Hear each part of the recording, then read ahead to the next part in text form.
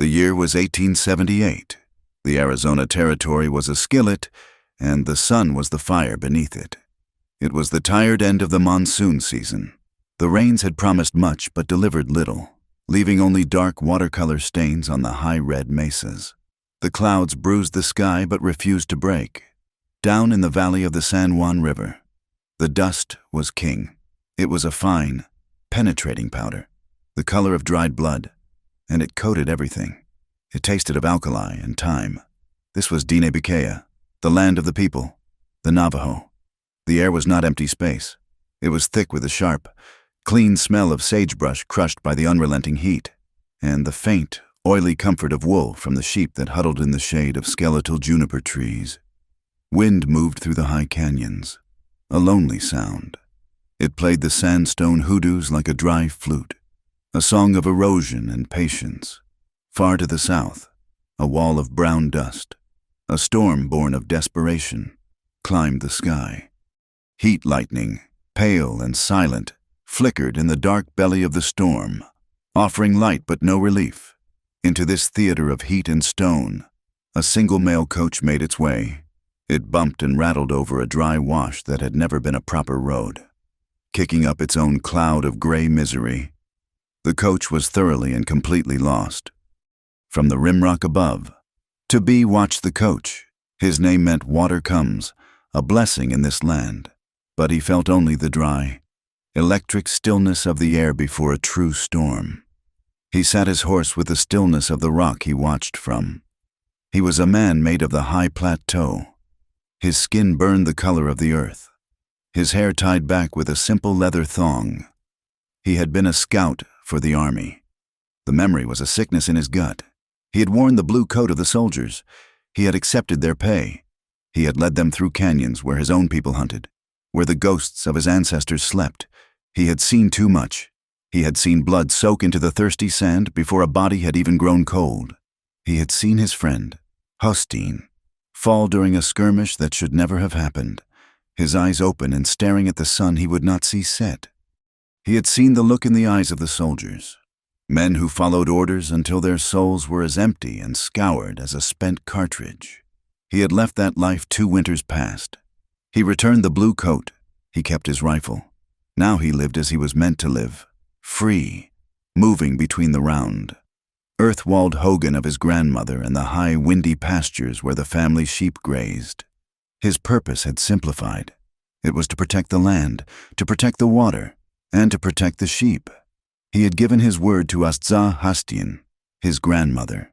She was a medicine woman, a hatali, a woman who knew the songs that pulled the world back into balance. She knew the plants that healed the body and the ceremonies that bound a fractured spirit. Tobi's spirit was still fractured. He sought only quiet.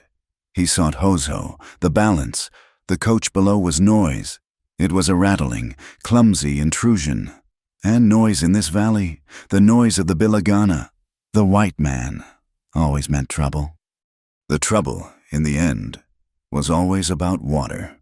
Water was the blood of the earth. It was life for his clan. It could not be surrendered. Inside that suffocating box, Clara Whitcomb tasted grit on her tongue. Every jolt of the wagon, every drop off a rock ledge, sent a spike of white-hot pain through her spine. She had braced herself until her arms ached. She was a long way from Maine. She had left the gray rock shores and the gray, cold water of the Atlantic. She had left a life that was just as gray, a future of suffocating expectation in a town that saw her only as a spinster to be pitied, a burden for her brother's family. She was, by definition, a mail-order bride. The words felt coarse in her mouth, like a borrowed dress made of burlap, itchy and ill-fitting. She was traveling toward a man she had never seen, a name on a piece of paper.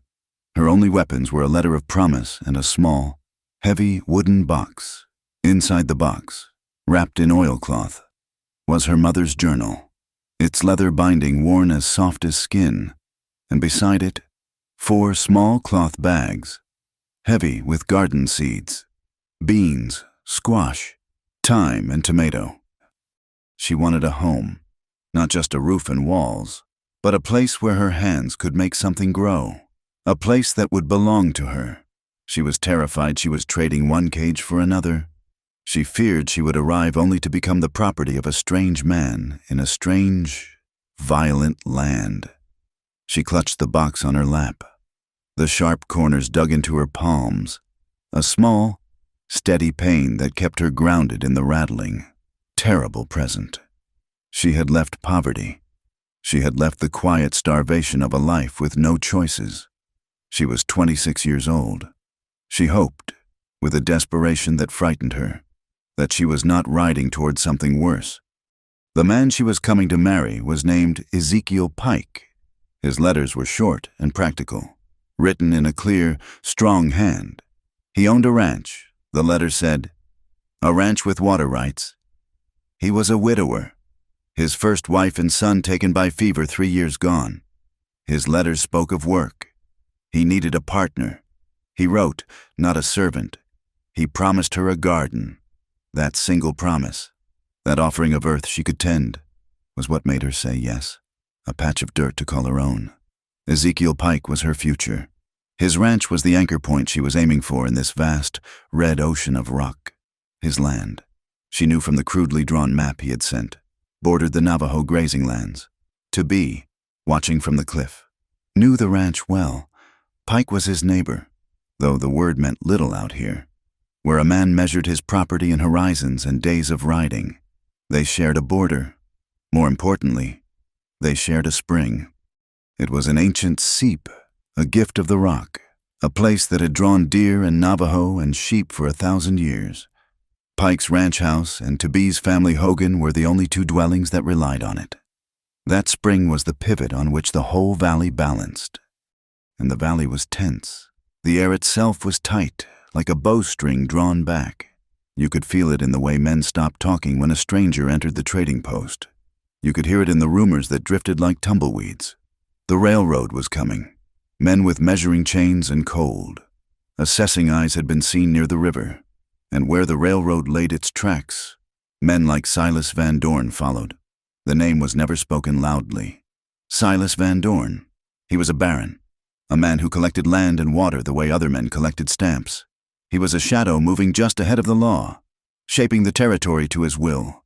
The rumors said he sent gunmen, hard men with blue bands tied around their arms, to persuade ranchers to sell their water rights. He did not ask twice. If persuasion failed, wells were poisoned or fences were cut. The key to the entire San Juan Valley, the one piece of paper that held Van Dorn back, was Ezekiel Pike's water ledger. It was not just a book. It was a history, a book of maps and claims, signed by Spanish governors and recognized by the territory. It proved Pike's claim to the ancient spring. It was the valley's shield, and Pike, Clara's intended, was the man who held it. Tobee watched the struggling coach. His time as a scout had taught him to read the land, but it had also taught him the ways of the white man. They were driven by paper and fences and a hunger that never seemed to be satisfied. They did not understand the land. They only wanted to own it. His grandmother, Azza Hastian, had warned him. "You carry 2 knives," she had said, her voice like the rustle of dry corn leaves. "One for the people, one for the soldiers. A man cannot serve both." He had given back the soldier knife. He had come home, but the memories remained. The ambush in Canyon de Chelly, the smell of burning peach trees and the screams of the sheep, the silence. He shifted on his horse, the leather of his saddle creaking. That was the past. The coach below was the present. The mail coach hit a deep, sandy rut. The lead horse stumbled, and the driver yelled, pulling back on the reins with a curse. Inside, Clara was thrown from her seat. She struck her head hard against the wooden window frame.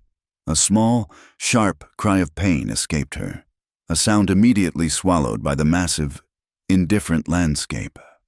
Tobee heard the cry, or perhaps he only sensed the disturbance. A sudden tremor in the rhythm of the valley. His horse flicked its ears. Sensing the rider's change in focus, he nudged the animal forward, beginning the slow, careful descent from the rimrock, his eyes never leaving the stranded coach. The storm to the south was moving faster now, pushing a curtain of rain before it. The air smelled of ozone and wet dust, the smell of life and violence. The coach had stopped completely, the horses tangling their harnesses, the driver shouting, his voice raw with panic. He was hopelessly off the main trail, deep in a territory he did not understand.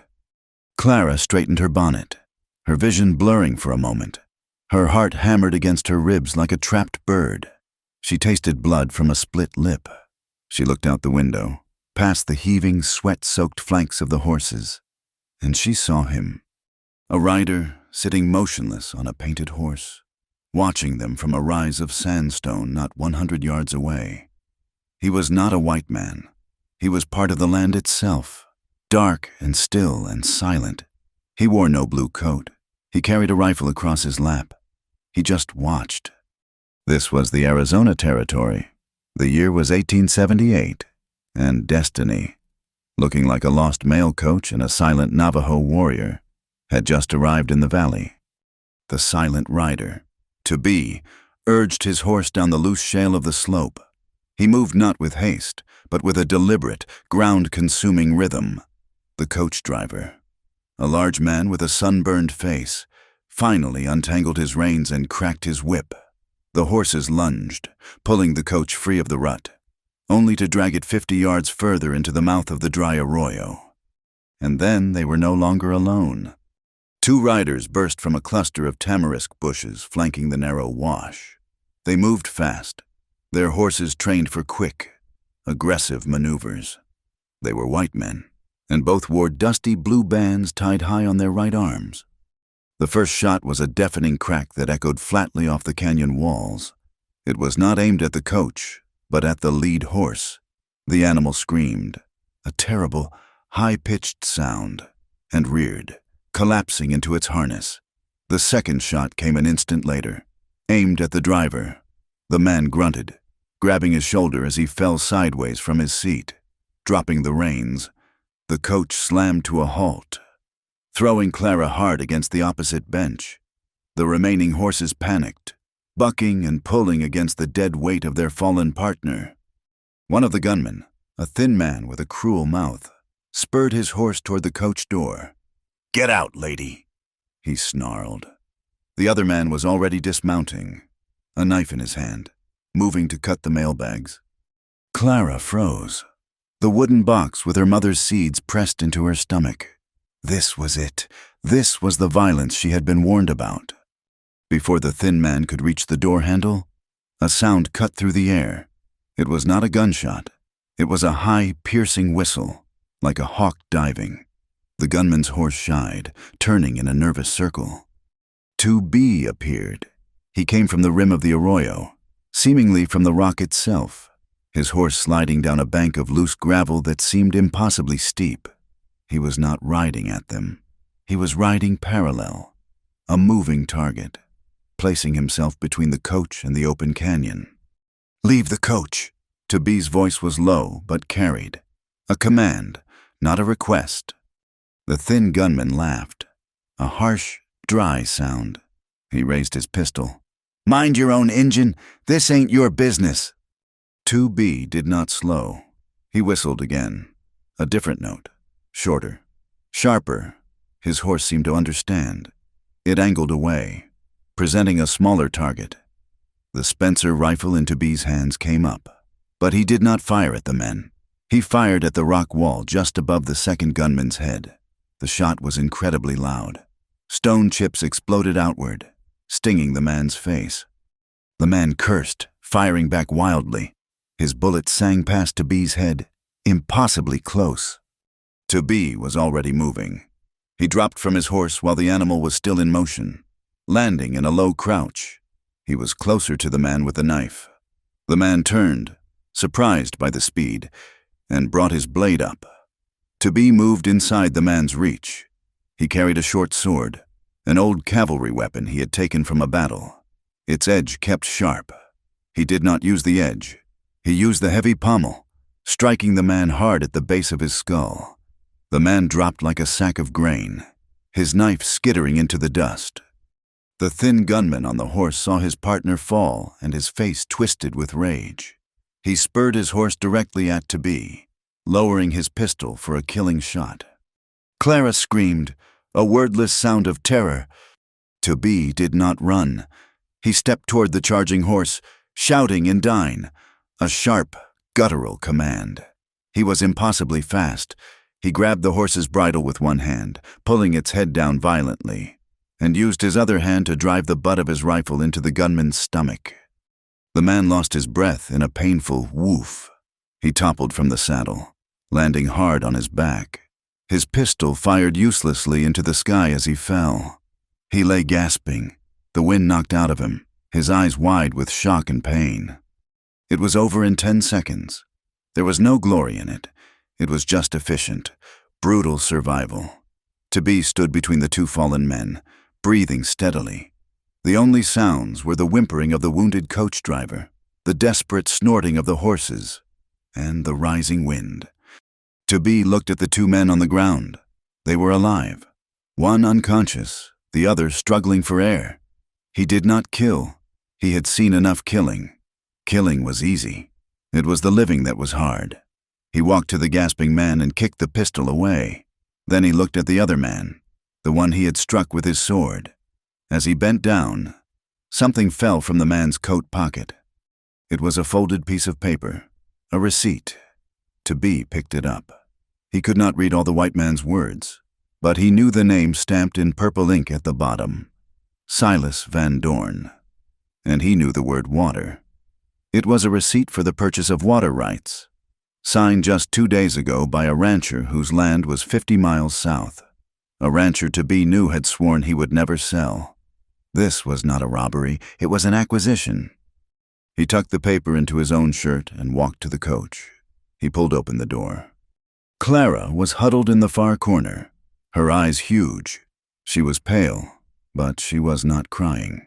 She held the small wooden box to her chest as if it were a shield. For a moment, they just looked at each other. This was the man from the ridge. His face was stark, carved by sun and wind. A long, pale scar ran from his left temple to his jaw, a white line against his dark skin. But it was his eyes that held her. They were dark, almost black, and utterly calm. They were the eyes of a man who had seen everything and was surprised by nothing. He was not looking at her as a man looked at a woman. He was looking at her as a person assesses a situation, as one might check the sky for rain or a track for freshness.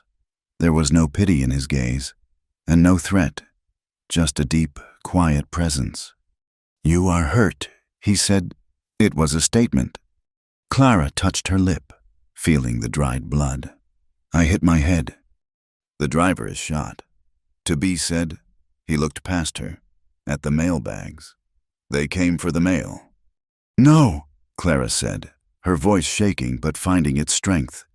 "The other man, the one with the knife, he was going for the bags. The one on the horse. He just told me to get out.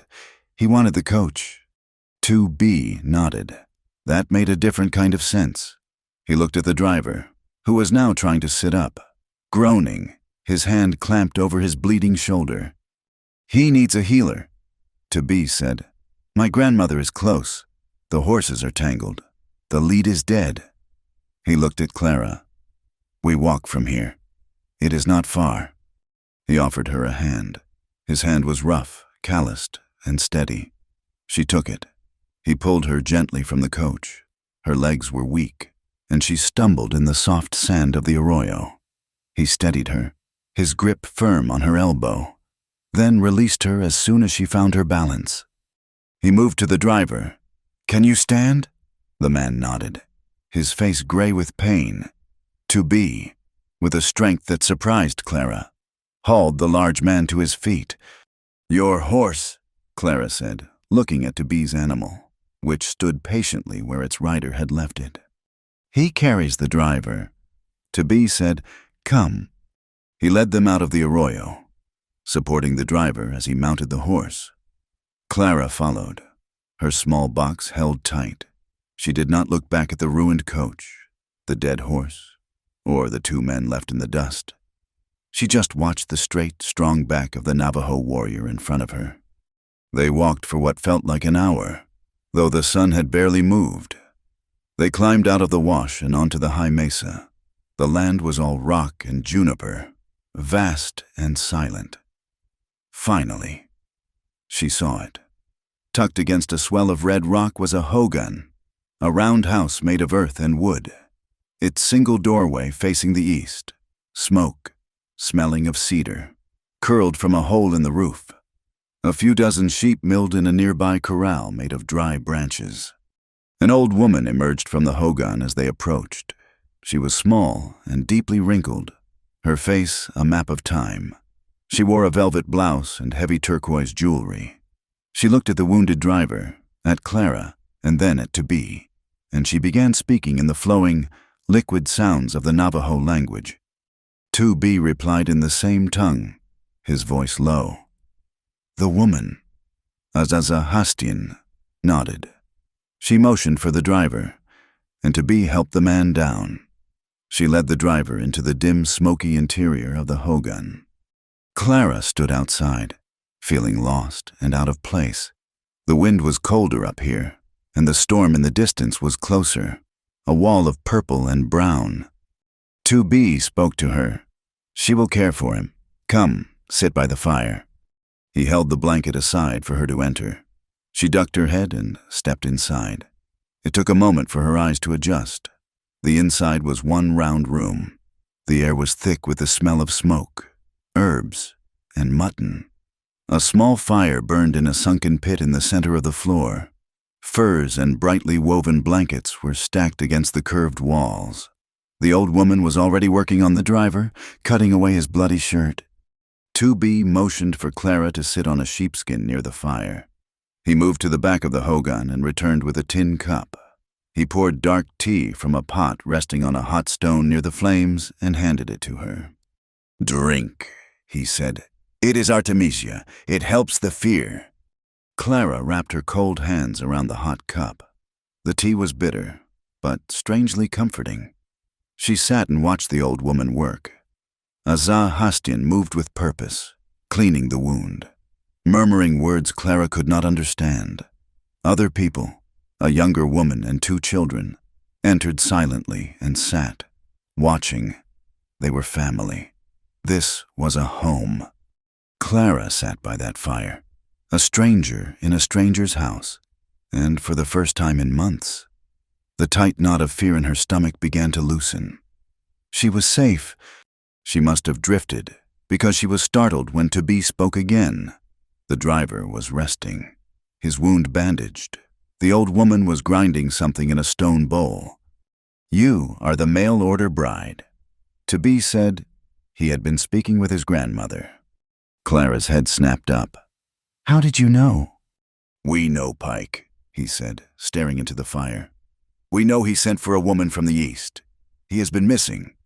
The words hit Clara like a physical blow. Missing? What do you mean, missing? Toby turned his head, his calm, dark eyes meeting hers. He rode out 3 days ago to check the water markers on the north pasture, near the canyon. He did not come back. His horse returned yesterday. The saddle was empty. 3 days. Her blood ran cold. The man she had crossed a continent to marry, the man whose letters promised a garden, was gone. She was a bride with no groom. She was a woman alone, in the Arizona territory, with no money and no claim to anything. Her legal status, her very existence here, was tied to a man who had vanished. She was not just a stranger. She was nobody. The wooden box felt impossibly heavy on her lap. The seeds inside, once a promise of a new life, now seemed like a cruel joke. She looked at Toby, her eyes pleading. What do I do? He held her gaze for a long moment. He saw not just her fear, but the hard resilience beneath it. He had seen it in the coach. She had not panicked. She had held on. In the morning, he said, his voice quiet but definite. The storm will come tonight. In the morning, I will take you to Pike's ranch. We will see what is there. Then I will ride to town and tell the sheriff. Clara nodded, swallowing hard. Thank you. I have some money. I can pay you for your trouble. Toby shook his head. He looked away from her and back to the fire, as if the discussion was over. "You were coming to Pike's land," he said. "He is our neighbor. He respects the spring. The men who attacked you, the men with the blue bands, they work for Van Dorn. They want the water. This is a water matter now." He picked up a small stick and adjusted a log in the fire, sending a cascade of orange sparks up toward the smoke hole. "Among my people," he said, his voice almost too low to hear, "water repays water. You keep your money." The storm broke during the darkest part of the night. It was not the healing, soaking rain Clara had known in Maine. It was a high desert fury, a violent, horizontal assault of wind and water. The thunder was not a distant rumble. It was a physical crack, as if the sky were splitting apart directly overhead. Clara, given a place of honor near the fire, lay wrapped in a heavy woven blanket. She did not sleep. She listened to the rain hammering the packed earth of the hogan roof and the steady, calm breathing of the family around her. The wounded driver groaned in his sleep, but Astza Hastian sat watchful, her presence a silent anchor against the chaos outside. When the first gray light of dawn touched the smoke hole, the rain had passed, the world was scoured, and the air was shockingly cold. Toby was already outside, checking his horse. He returned as Astza Hastian offered Clara a piece of flatbread, dense and warm from the coals. "The air is clear," Toby said. "The driver is weak, but the bullet passed through. My grandmother says he will live. He stays here. We ride to Pike's ranch now." Clara nodded, her throat tight. She ate the bread, grateful for its simple substance. She followed him out into the new, sharp morning. The red earth was dark and wet, and the smell of sage was so strong it was almost overpowering. He had a horse for her, a short, sturdy animal with a calm eye. He did not help her mount. He simply held the bridle, expecting her to manage. She pulled herself up, arranging her heavy skirts, her mother's wooden box tied to the saddle horn. They rode for nearly an hour in silence. The land was vast, a series of rising mesas and deep, shadowed canyons. Toby rode ahead, his body moving in perfect time with his horse. He was not just traveling over the land. He was part of it, reading the wet sand, watching the sky. Clara felt impossibly small, a dark speck of wool and fear in a world of red rock. She was riding toward a house she had never seen, a home that belonged to a man who was missing. They crested a low ridge, and he stopped. He pointed. "There!" Pike's ranch was nestled in a small valley, a simple, solid house built of cottonwood logs. With a barn and several corrals, it looked peaceful. But as they drew closer, the peace felt wrong. It was the stillness of a held breath. The main gate, built of heavy timber, was not closed. It was broken. One heavy hinge was torn from the post, and the gate sagged, half open, like a broken jaw. Toby dismounted before they reached it. He signaled for her to stay back. He moved forward on foot, his Spencer rifle held low in one hand. He did not move like a soldier. He moved like a hunter, his feet making no sound on the wet ground. Clara's heart pounded so hard she could feel it in her throat. He knelt by the broken gate, studying the ground. He spent a long time there, his dark eyes tracing patterns she could not see. Then he rose and moved toward the barn. The barn doors were wide open, banging slightly in the morning breeze. Clara could not wait. She slipped from her horse and followed him, her boots sinking into the mud. "What is it? What do you see?" He did not turn. "Boot prints! 2 men, not Pike. Their boots are worn, the heels slanted. They were careless. They came in a hurry." B did not sleep. He sat by the entrance of the hogan, listening to the desert rain, a sound that was both a blessing and a warning. The wind was high, rattling the dry chamisa bushes. Inside, in the warm, smoky dark, Clara lay restless on a pile of sheepskins. Asa Hastin had given her a heavy woven blanket. its geometric patterns telling stories Clara could not read, the wounded coach driver, cleaned and bandaged by the old woman, slept a fitful, groaning sleep. The bullet, Azah Hastin had determined, was still in him. She had given him a bitter tea to dull the pain and fight the fever, but he needed a real doctor. Clara stared at the shadows playing on the curved earthen walls. She had arrived in Arizona. She had been shot at, rescued, and sheltered, all in the space of a few hours. And the man who was her entire reason for being here, Ezekiel Pike, was missing. She clutched the wooden box to her chest, the hard corners digging into her ribs.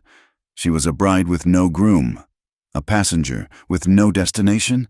She was terrified, but beneath the terror was a cold, hard anger. She had not come this far to fail. Morning broke gray and cold.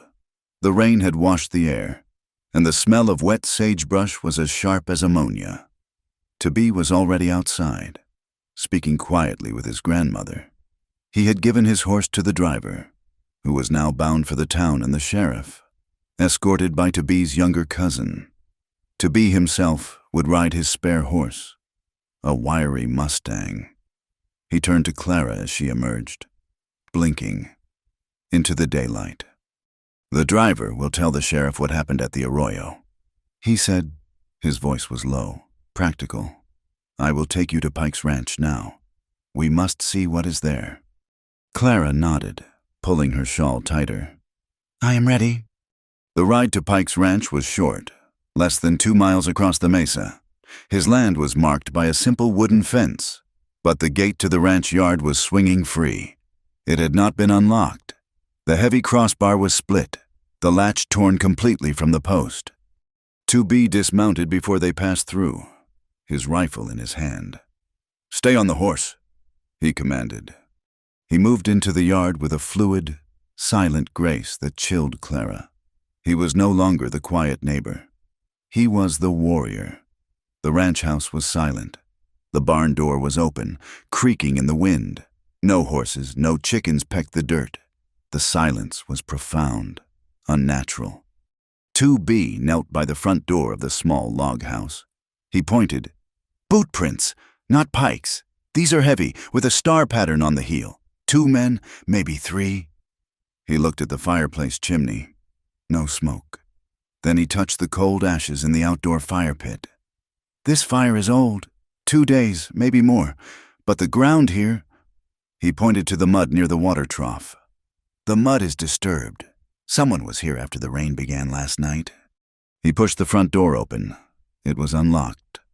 The single room inside was a disaster. It had been systematically torn apart. Sacks of flour and beans were dumped on the floor. Drawers were pulled out, their contents scattered. The mattress was slashed, feathers drifting in the small drafts. Whoever did this was not looking for money. They were looking for something specific. "They searched last night," Toby said, his eyes missing nothing. "In the middle of the storm." Clara stood in the doorway, her heart sinking. This was the home she had imagined. This was the sanctuary she had crossed a continent for. It felt violated, desecrated. Then she saw it.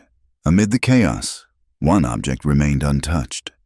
On the simple plank mantelpiece sat a large, leather-bound family Bible. While Toby moved silently through the wreckage, his gaze sharp, Clara walked to the fireplace. She felt drawn to it. She ran her fingers over the worn leather cover. It was the only thing in the room that felt like Pike, like the man from the letters. She opened it. The first few pages were a family record.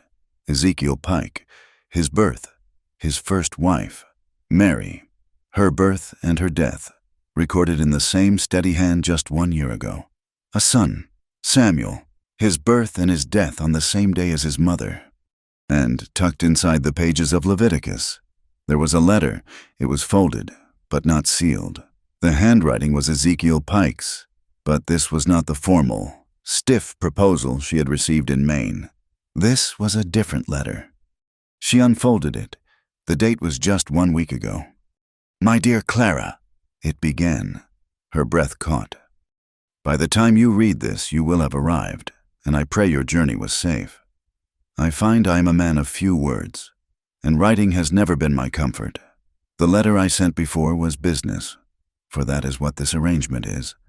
But I feel I owe you more. I am a plain man. I loved my wife. I buried her and my son on the same day, and a part of me was buried with them. This land is hard, and the loneliness is harder. I am not looking for a replacement for Mary. I am looking for a partner. I am looking for someone with the courage to build something new. Your letter, it spoke of your seeds and your wish for a garden. That spoke more to me than any pretty words. This is a good land for things that are strong enough to grow. I hope you will be happy here. Clara, I will be a good husband to you. Clara's vision blurred. Tears streamed down her face, dropping onto the single sheet of paper. This was the man.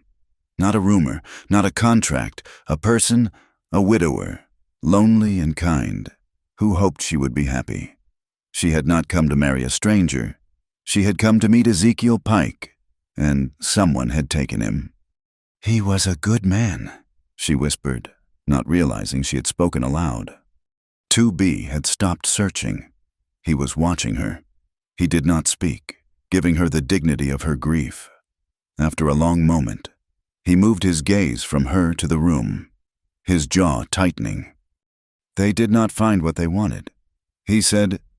Clara looked up, confused. But they destroyed everything. Not everything. He walked to a section of the floor near the kitchen area. A heavy bearskin rug was kicked aside, revealing a square trap door with an iron ring. They were looking for the water ledger. He pulled the ring. The heavy door opened, revealing a dark, stone-lined root cellar. It was cool and smelled of damp earth and apples. But the men had been here. A heavy wooden chest in the corner was smashed open, its hinges broken. It was empty. "The ledger," Clara said, her voice hollow. "It is gone." "Yes." Tabby's eyes were hard as obsidian. "This is why they came." He climbed back out of the cellar and walked outside, his focus absolute. Clara followed him, wiping her tears with a dirty hand. She tucked Pike's letter safely into her dress. "He is gone," she said. "They took the ledger, and they took him." "No," Tabby said. He was circling the outside of the house, his gaze fixed on the ground. "They took the ledger, but they took Pike before that." He pointed. Leading away from the back of the house, toward the distant wash, was a trail. It was not boot prints. It was the mark of something heavy being dragged, and here and there, on the dark, wet earth, were spots of something even darker. Dried blood. "He fought them," Tabby said, his voice flat. He followed the trail, walking quickly. Clara had to run to keep up. The drag marks led for 200 yards, down into the shallow wash that bordered the property. And there, the trail ended. But something new began, printed clearly in the damp sand. Sheltered from the worst of the rain by an overhang of rock, were the tracks of a narrow wagon. "A buckboard," Tabby said. "Small, fast." He knelt, touching the edge of the track. And it carried a heavy load, 2 men, and 1 man being carried. This is where they took him, before the storm. The men who searched the house last night came back for the ledger. They were a different group. Clara felt a cold dread, but also a flicker of terrible hope. "They took him. He is not dead." 2B stood up, looking north, toward the high, rugged mesas. "Van Dorn needs the ledger, but a stolen ledger can be challenged in court. A ledger that is legally signed over by its owner cannot. Pike would not sell. So Van Dorn took him. He is alive. Clara, they are keeping him alive to force him to sign." The relief was so profound it made her dizzy. He was alive, but he was a prisoner. "What do we do?" she asked. "We told your cousin to fetch the sheriff." "The sheriff is one man. He is slow, and Van Dorn's money runs deep in that town. By the time he acts, Pike will have signed, or he will be dead." We cannot wait for the law. Clara looked at him. What are we going to do? I am going to Begay's trading post. To be said, it is north of here, near the river. It is a place where my people trade, but all men go there. Vaqueros, miners, railroad men. News travels faster than the telegraph. Someone at Begay's will know where Van Dorn's men are camped. He turned to her. You are not safe here. The men who searched last night may come back. You will return to my grandmother's hogan. You will be safe there until I return. Clara's anger, cold and sharp, returned. No. To be frowned. It is not a request. This is not your fight. Not my fight, she said, her voice rising. Those men tried to kill me yesterday. This is the house I was coming to. The man they took, he wrote me. He is my concern. I am not a piece of baggage. I am not a burden to be hidden in your home while you ride off. I am a witness, and I am the only person who can identify Ezekiel Pike. I am going with you. He studied her for a long, silent moment. He saw the fear in her eyes, but he also saw the iron. She was not the weak Eastern woman she appeared to be. She was, as Pike had written, strong enough to grow here. It is dangerous, he said. My life has been dangerous since I stepped on the train in Maine, she retorted. I am going. He gave a single sharp nod. Hurry, we ride now. They returned to the hogan only long enough to gather a small bag of dried mutton and fill their canteens. Hastin was waiting for them at the door. She looked at Clara, then at her grandson. Her ancient eyes understood everything. She spoke to Debee in Navajo, her voice a low, melodic warning. He replied, his tone full of respect, but firm. The old woman turned to Clara. She reached into the pouch at her waist and pulled out a small, tightly bound bundle of dried herbs. It was sage, and something sweet-smelling. The people have a word. Hastin said, her English slow and careful. Hosho. It means balance, beauty, walking in the right way. This world is out of balance. You must walk carefully. She pressed the bundle of herbs into Clara's hand. This is for protection. But protection is not just herbs. It is respect. Respect the land you walk on. Respect the words you speak. Do not lie, and do not waste. The holy ones are listening. Clara looked at the small, wrinkled hand offering the gift. She felt a profound sense of crossing a line. She was stepping out of her world and into this one. She took the bundle, her fingers brushing the old woman's. She did not just take it. She bowed her head slightly. Thank you, she said. I will respect it. Hastin nodded, a faint smile touching her lips. Clara and Debee mounted their horses. They rode north, leaving the sanctuary of the hogan behind. The sky, which had been clear, was beginning to change. Dark, heavy clouds were massing over the northern mesas, the direction they were heading. The wind picked up, carrying a sudden, cold bite. Within an hour, the rain began again. It was not the cleansing storm of the night before. This was a cold, miserable desert shower, a biting rain that soaked them instantly. The wind howled, pushing them back. Distant thunder rumbled, but it did not sound like the thunder from last night.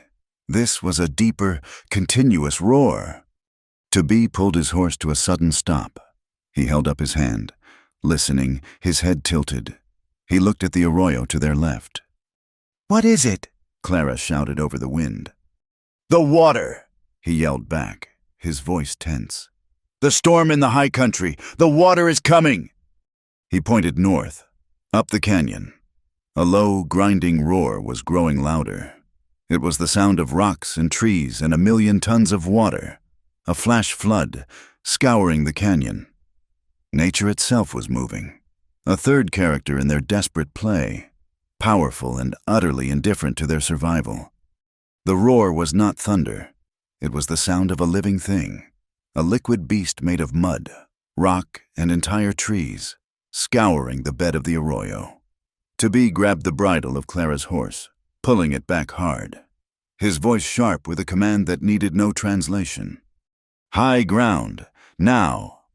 He spurred his own horse up the rocky slope, dragging hers along. The animals scrambled, their iron shoes striking sparks on the slick rock, their lungs heaving. They reached the top of the small mesa just as the wall of water hit the wash below them. It was not a river. It was an explosion. A churning, brown mass filled the canyon from wall to wall, 10 feet deep, moving with terrifying speed. It carried the carcass of a cow, spinning it like a child's toy. The sound was a physical weight, a grinding, angry roar that shook the ground beneath them. Clara stared, her knuckles white on the saddle horn. If they had been 5 minutes slower, if they had tried to cross that wash, they would have been erased. She looked at To Be. He was watching the flood, his face unreadable, his eyes calculating. He had not been afraid. He had simply reacted, reading the signs she had not even known existed. It will run for an hour, maybe 2, he shouted over the noise. Then it will be gone, but it cuts us off from the short trail. Bigay's trading post, she yelled back. We must ride west, around the storm. It will add half a day. He looked at the sky, which was already beginning to clear, the sun a pale, watery disk. We ride hard. They rode for hours. The detour took them into a landscape of broken canyons and high, windy plains. Clara's body, already bruised and sore, screamed in protest. She had never known such exhaustion, but she did not complain. She watched To Be. She watched how he saved his horse, how he read the ground, how he seemed to drink the wind and gain strength from it. She held the small bundle of sage Azdza Hastian had given her. It sent a small point of reality in the overwhelming strangeness. It was nearly dusk when they finally saw Bigay's trading post. It was not a town, just a long, low adobe building huddled against a sandstone cliff, with a massive corral and 2 smaller outbuildings. It sat at a crossroads, and even from a distance, Clara could see it was busy. Horses, mules, and 2 large freight wagons were crowded in the yard. As they approached, To Be seemed to relax, just slightly. The tension in his shoulders eased. Men of all descriptions looked up as they rode in. Navajo men wrapped in colorful blankets, Mexican vaqueros in leather chaps, a few hard-faced white miners, and even a Chinese man in a blue coat and skull cap, unloading sacks from a small wagon. To Be dismounted and tied their horses to a long hitching rail near the water trough. Clara slid from the saddle, her legs so weak they almost buckled. A man stepped out of the wide, dark doorway of the post. He was a vaquero, tall and lean, with a handsome, weathered face and a sweeping black mustache. He wore a silver concho on his hatband. He saw To Be, and his face broke into a wide, brilliant smile. To Be, my friend, he boomed, stepping forward and clasping To Be's forearm. It is a bad day to be traveling. The washes are running. Miguel, To Be said, and Clara was startled to see the corner of his own mouth lift in a rare smile. It is good to see you, Miguel Ortega. He gestured, introducing Clara. This is Miss Clara Whitcomb. Miguel Ortega swept his hat from his head and gave Clara a bow that would have looked at home in a St. Louis ballroom. Señorita, it is an honor. You look tired. Come inside. The coffee is hot, and Mei Ling is arguing with Bigay about the price of flour, so the entertainment is free. As they stepped inside, the Chinese man Clara had seen earlier bustled past them, carrying a small, heavy crate. He was small and wiry, not a man, but a woman. She wore practical trousers and a coat, her hair in a single, long braid. She stopped when she saw To Be, and her stern, focused face softened instantly. To Be, she said, her voice clear and precise. You are well. You look like you swam here. Mei Ling. He nodded in greeting. We were above the flood. Not in it. Good. Luck follows you, or perhaps you are just smarter than the water. She looked at Clara with sharp, intelligent eyes. She is not from here. Clara Whitcomb, to be said again. She is Pike's woman. The warmth in the room vanished. Mei Ling's face hardened. Miguel's smile faded. A large, heavy Navajo man behind the counter, who must have been Bigay, stopped polishing a silver bracelet. Pike, Bigay said, his voice a low rumble. That is bad news. My friend, we heard his horse came back 3 days ago. We know, to be said, his voice flat, pulling the attention of the entire room. We found his ranch. It was searched. His ledger is gone. We believe Van Dorn's men have him. A low murmur moved through the room. Names were spoken. Van Dorn, Blue Mesa. It is true, Miguel said, his voice suddenly hard. I came from the north. The word is that Van Dorn has a camp at Blue Mesa. His men are building something, a dam. Some say, and they have a prisoner, an older white man. They say they keep him tied in a tent. Clara felt the blood drain from her face. Ezekiel. Mei Ling stepped forward. The men with the blue armbands, she said, her voice like ice. They stopped my supply wagon 2 days ago. They took 20% of my rice. They called it a toll for using Van Dorn's road. It is not his road. To be, Miguel said, his hand resting on the knife at his belt. When you found my brother in the snow, I swore an oath. My life is yours. What do we do? Mei Ling spoke at the same time. When you testified for my cousin and saved him from the gallows for a theft he did not commit, my family became indebted to you. The railroad crews I feed, they are slaves to Van Dorn's land prices. Tell me how we fight him. To be looked at his 2 friends. Then he looked at Clara. She was pale and trembling, but her jaw was set. She was not breaking. He made his decision. It must be 2 plans, he said, his voice low but carrying. Van Dorn is at Blue Mesa. I must see what he is building. I must find Pike. Miguel, I need your eyes. You and I will ride there tonight. We will scout his camp. And me, Clara said immediately. No, to be said, it is a scout. Too dangerous. I will not go back to your Hogan, she said, her voice sharp. I will not hide. There must be something I can do. Mei Ling stepped beside her. She is right. She is the witness, and she is Pike's intended bride. She has a legal right to be angry. She looked at to be. The sheriff. Hart. He is a weak man. He fears Van Dorn, but he fears the railroad more. And he fears the women of the town, who hold the church donation basket. I am taking supplies to the town now. Clara and I will ride together. We will go to Sheriff Hart, but we will not go alone. We will go to the saloon. We will go to the church. We will bring the law and the town to him. A weak man will act if he has enough people pushing him from behind. To be considered this. It was a good plan. It used strengths he did not possess. He nodded slowly. Good. You and Mei Ling will ride to town. You will bring the sheriff. Tell him to demand a warrant to search Blue Mesa for Ezekiel Pike. Miguel and I will find the proof he needs. They moved quickly. Mei Ling produced 2 fresh horses from her own string, while Clara transferred her small wooden box. Mei Ling checked the cinch on her saddle, her movements economical and precise. You have not ridden much, Mei Ling observed, not unkindly. I am learning quickly, Clara said, her hands fumbling with the leather strap. Mei Ling stopped her. No, like this. Pull the strap through, then loop it. Twice. It will not slip, even if the horse falls.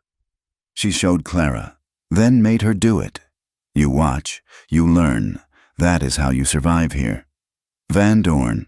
He is a snake, but he is a smart snake. He does not just use guns. They rode out, heading east toward the distant, dusty lights of the town. Van Dorn owns the territorial judge, Mei Ling said, as they rode side by side. But the land laws are new. He uses tricks.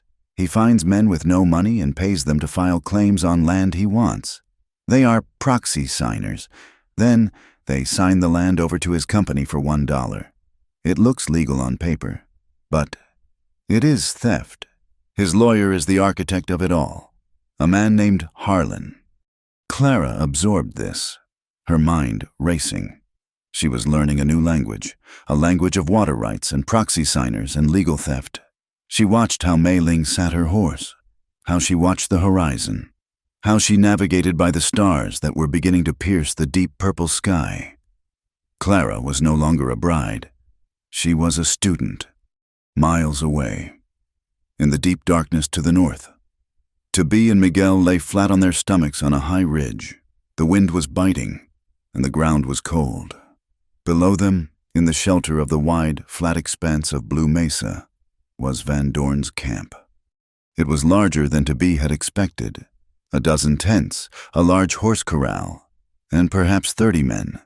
But the true focus was at the far end of the mesa, where the ancient spring, the one that fed Pike's ranch and his own family's sheep, gushed from the rock.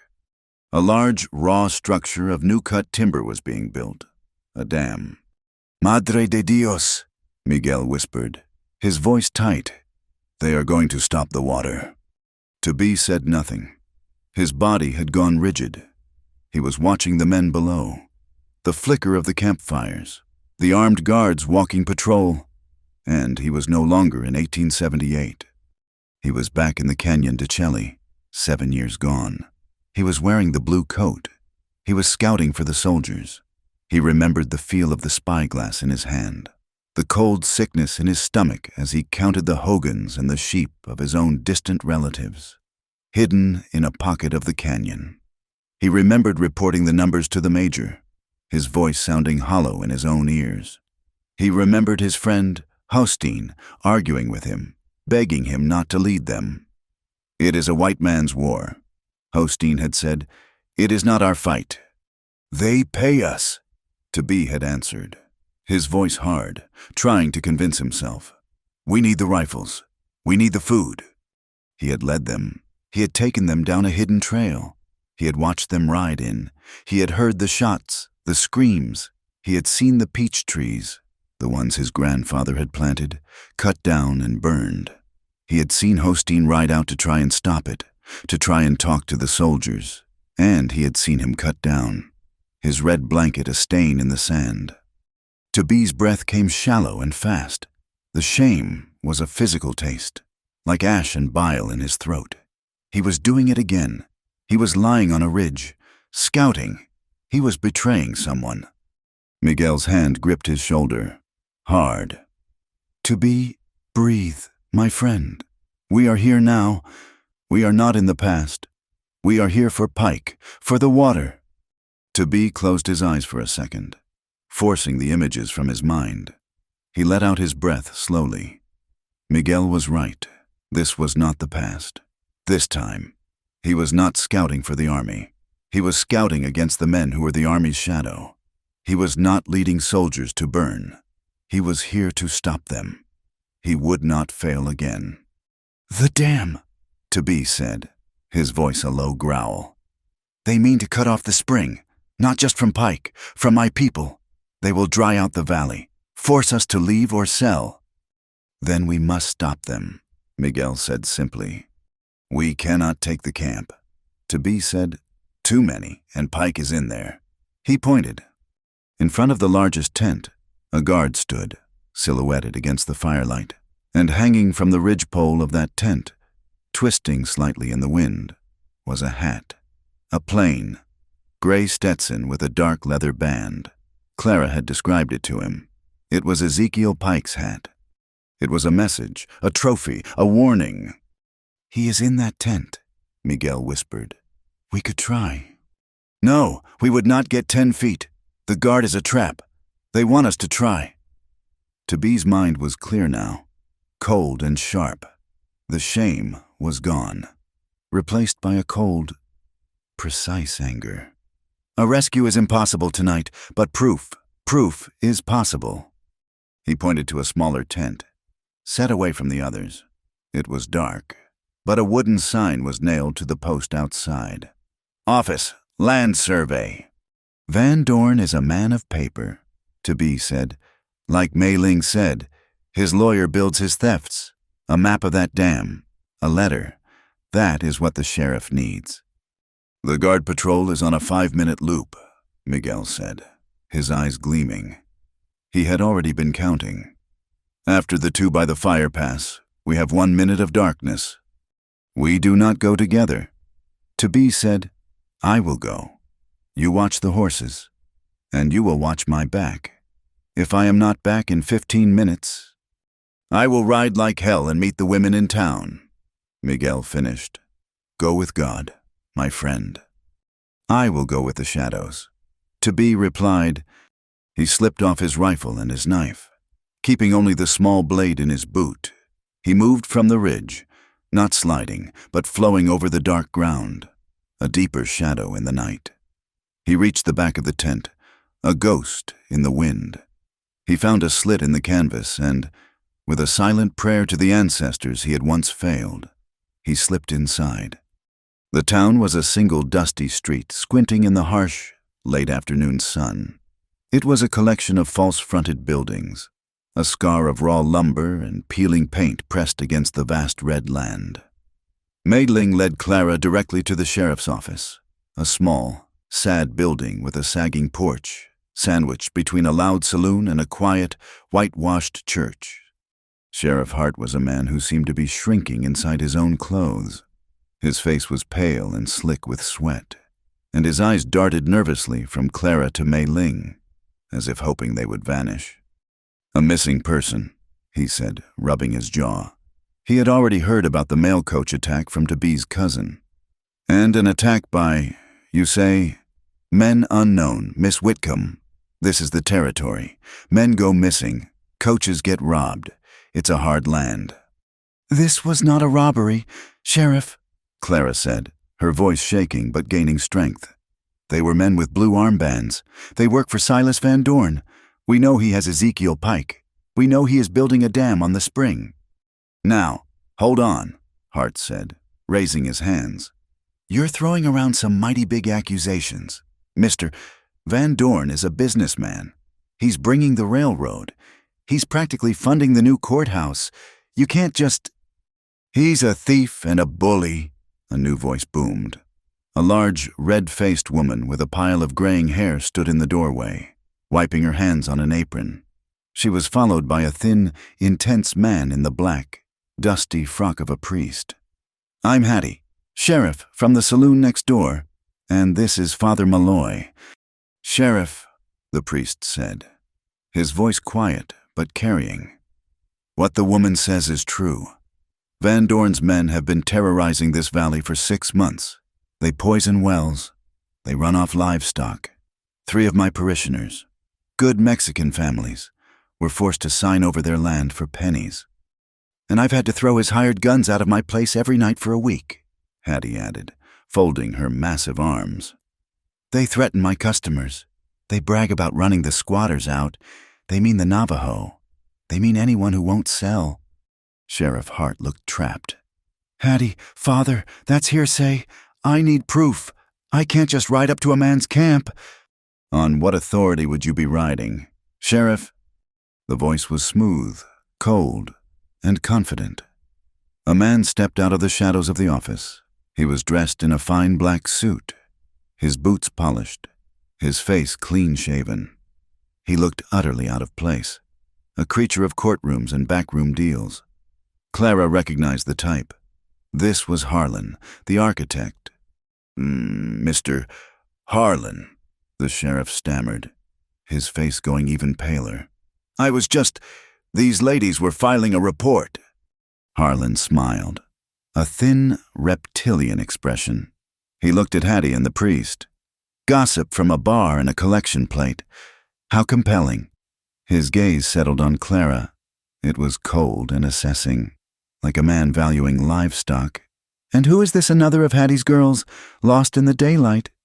"This is Miss Clara Whitcomb," Mei Ling said, her voice sharp and precise. "She is the intended bride of Mr. Ezekiel Pike." Harlan's smile widened. Ah, the mail-order bride. I see. A woman of no fixed address, no family, and no standing in this territory. She arrives, and suddenly a good, solid citizen like Mr. Pike vanishes. Sheriff, I find this highly suspicious. He took a step toward Clara. In fact, I think you should detain this woman as a person of interest. She's a vagrant, clearly. What proof does she have of any arrangement with Mr. Pike? Clara felt the floor drop out from under her. He was twisting it, turning her into the criminal. Proof, Mei Ling's voice cut through the air. She reached into the saddlebag she had carried in and produced a folded, official-looking document. This is the marriage contract signed by Ezekiel Pike, witnessed by his lawyer in Prescott, and filed with the territorial clerk. It names Miss Clara Whitcomb as his fiancée and partner, with rights of proxy in his absence. Mei Ling had found it in the wrecked coach. Clara had forgotten it completely. Harlan's smile faltered. He stared at the paper as if it were a snake. The sheriff's eyes went wide. A mail-order bride was one thing. A woman with a legal, filed contract was another. She was not a vagrant. She was a property holder. This changes things, Hart said, finding a small piece of his spine. It changes nothing, Harlan snarled, recovering. It's a piece of paper. It is a legal piece of paper, Mei Ling said, and Miss Whitcomb, as Mr. Pike's legal partner, now formally accuses Silas Van Dorn of kidnapping him and seizing his property. What will you do? Sheriff, Hart looked from Harlan's furious face to the expectant faces of the priest, the saloon owner, and the two women. I will look into it. First thing in the morning, I'll ride out to Blue Mesa to ask some questions. It was a partial victory, but it was all they would get. Mei Ling pulled Clara from the office. We have the law, Mei Ling said as they mounted. Even if it is a weak and cowardly law. Now, we must ride. They met Toby and Miguel at a prearranged junction, a high pass where three canyons met. The sun was a bloody smear in the west, and the wind was cold. The men had been waiting, their horses hidden. Toby's face was grim. Pike is alive. We saw his hat. The camp is at Blue Mesa. They are building a dam. As we thought. He held up a rolled piece of canvas. A survey map. And this. He produced a piece of paper. The same purple ink as the receipt from the arroyo. It was a letter, signed by Harlan, ordering the camp foreman to secure the ledger at all costs and hold Pike until he sees reason. This is the proof, Clara said, her heart leaping.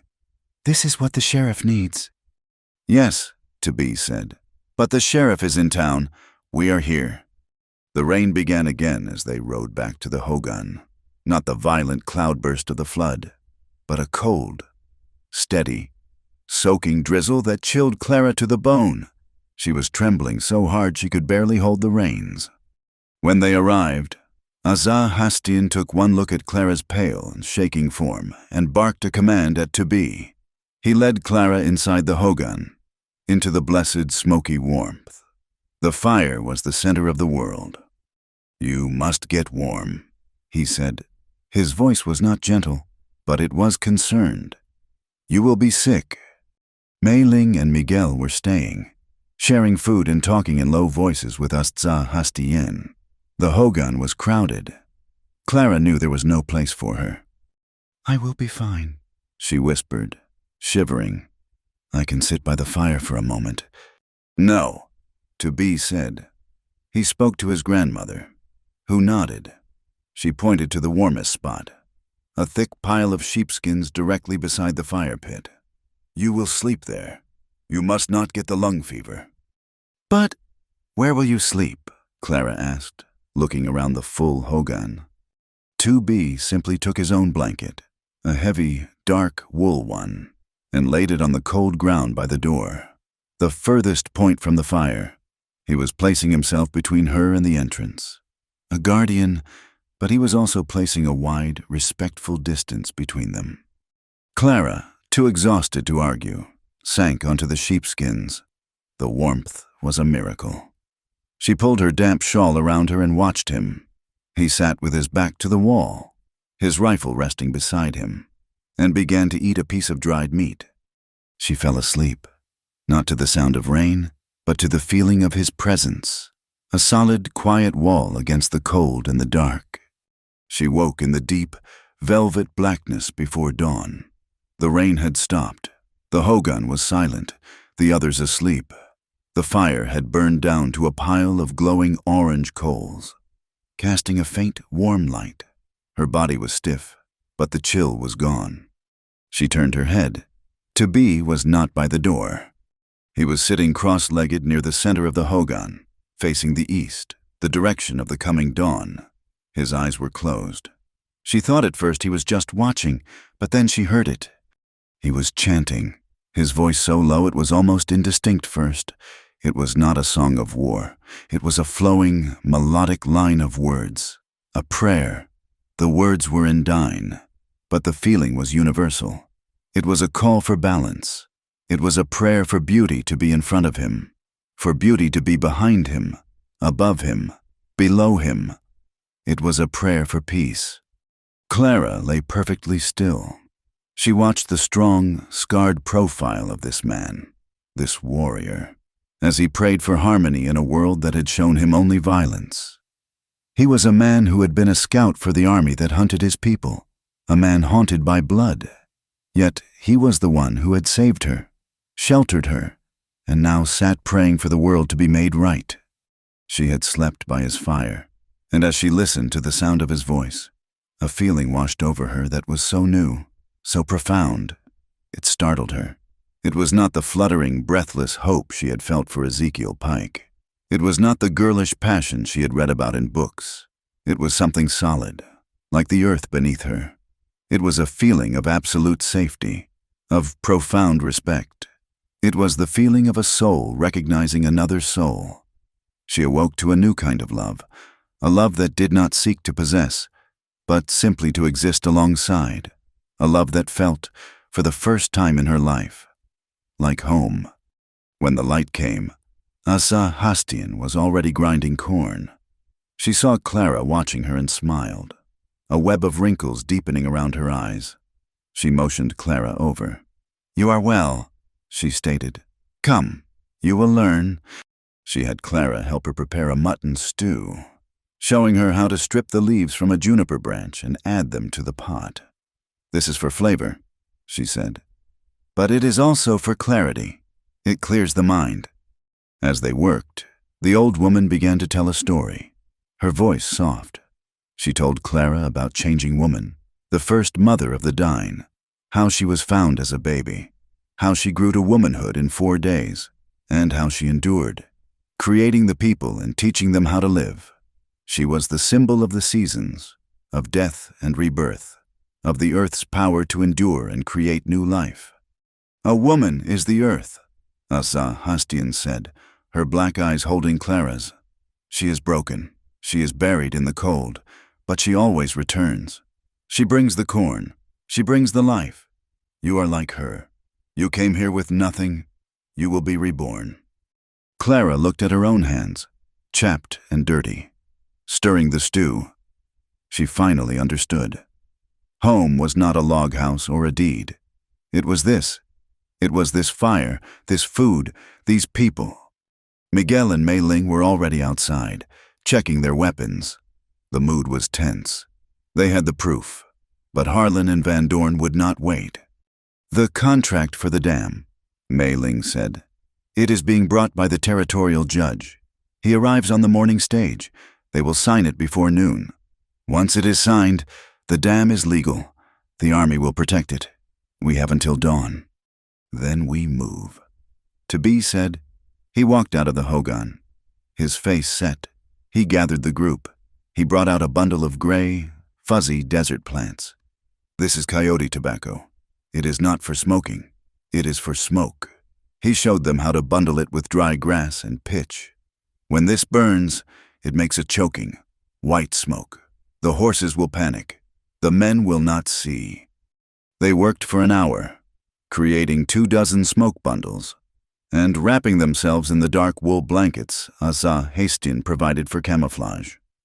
They were strapping the bundles to their saddles when a rider appeared on the ridge.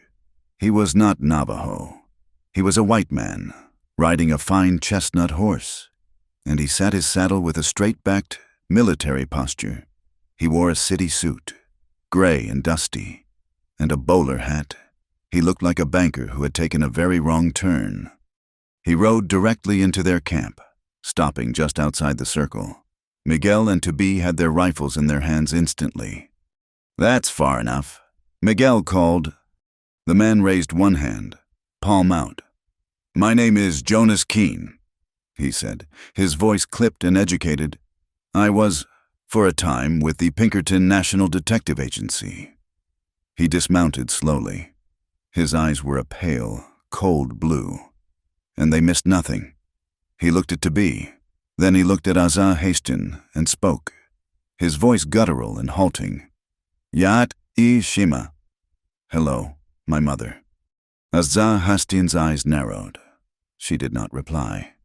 "I am investigating Silas Van Dorn," Keene said, returning to English, "on behalf of certain Eastern interests who are displeased with his creative bookkeeping.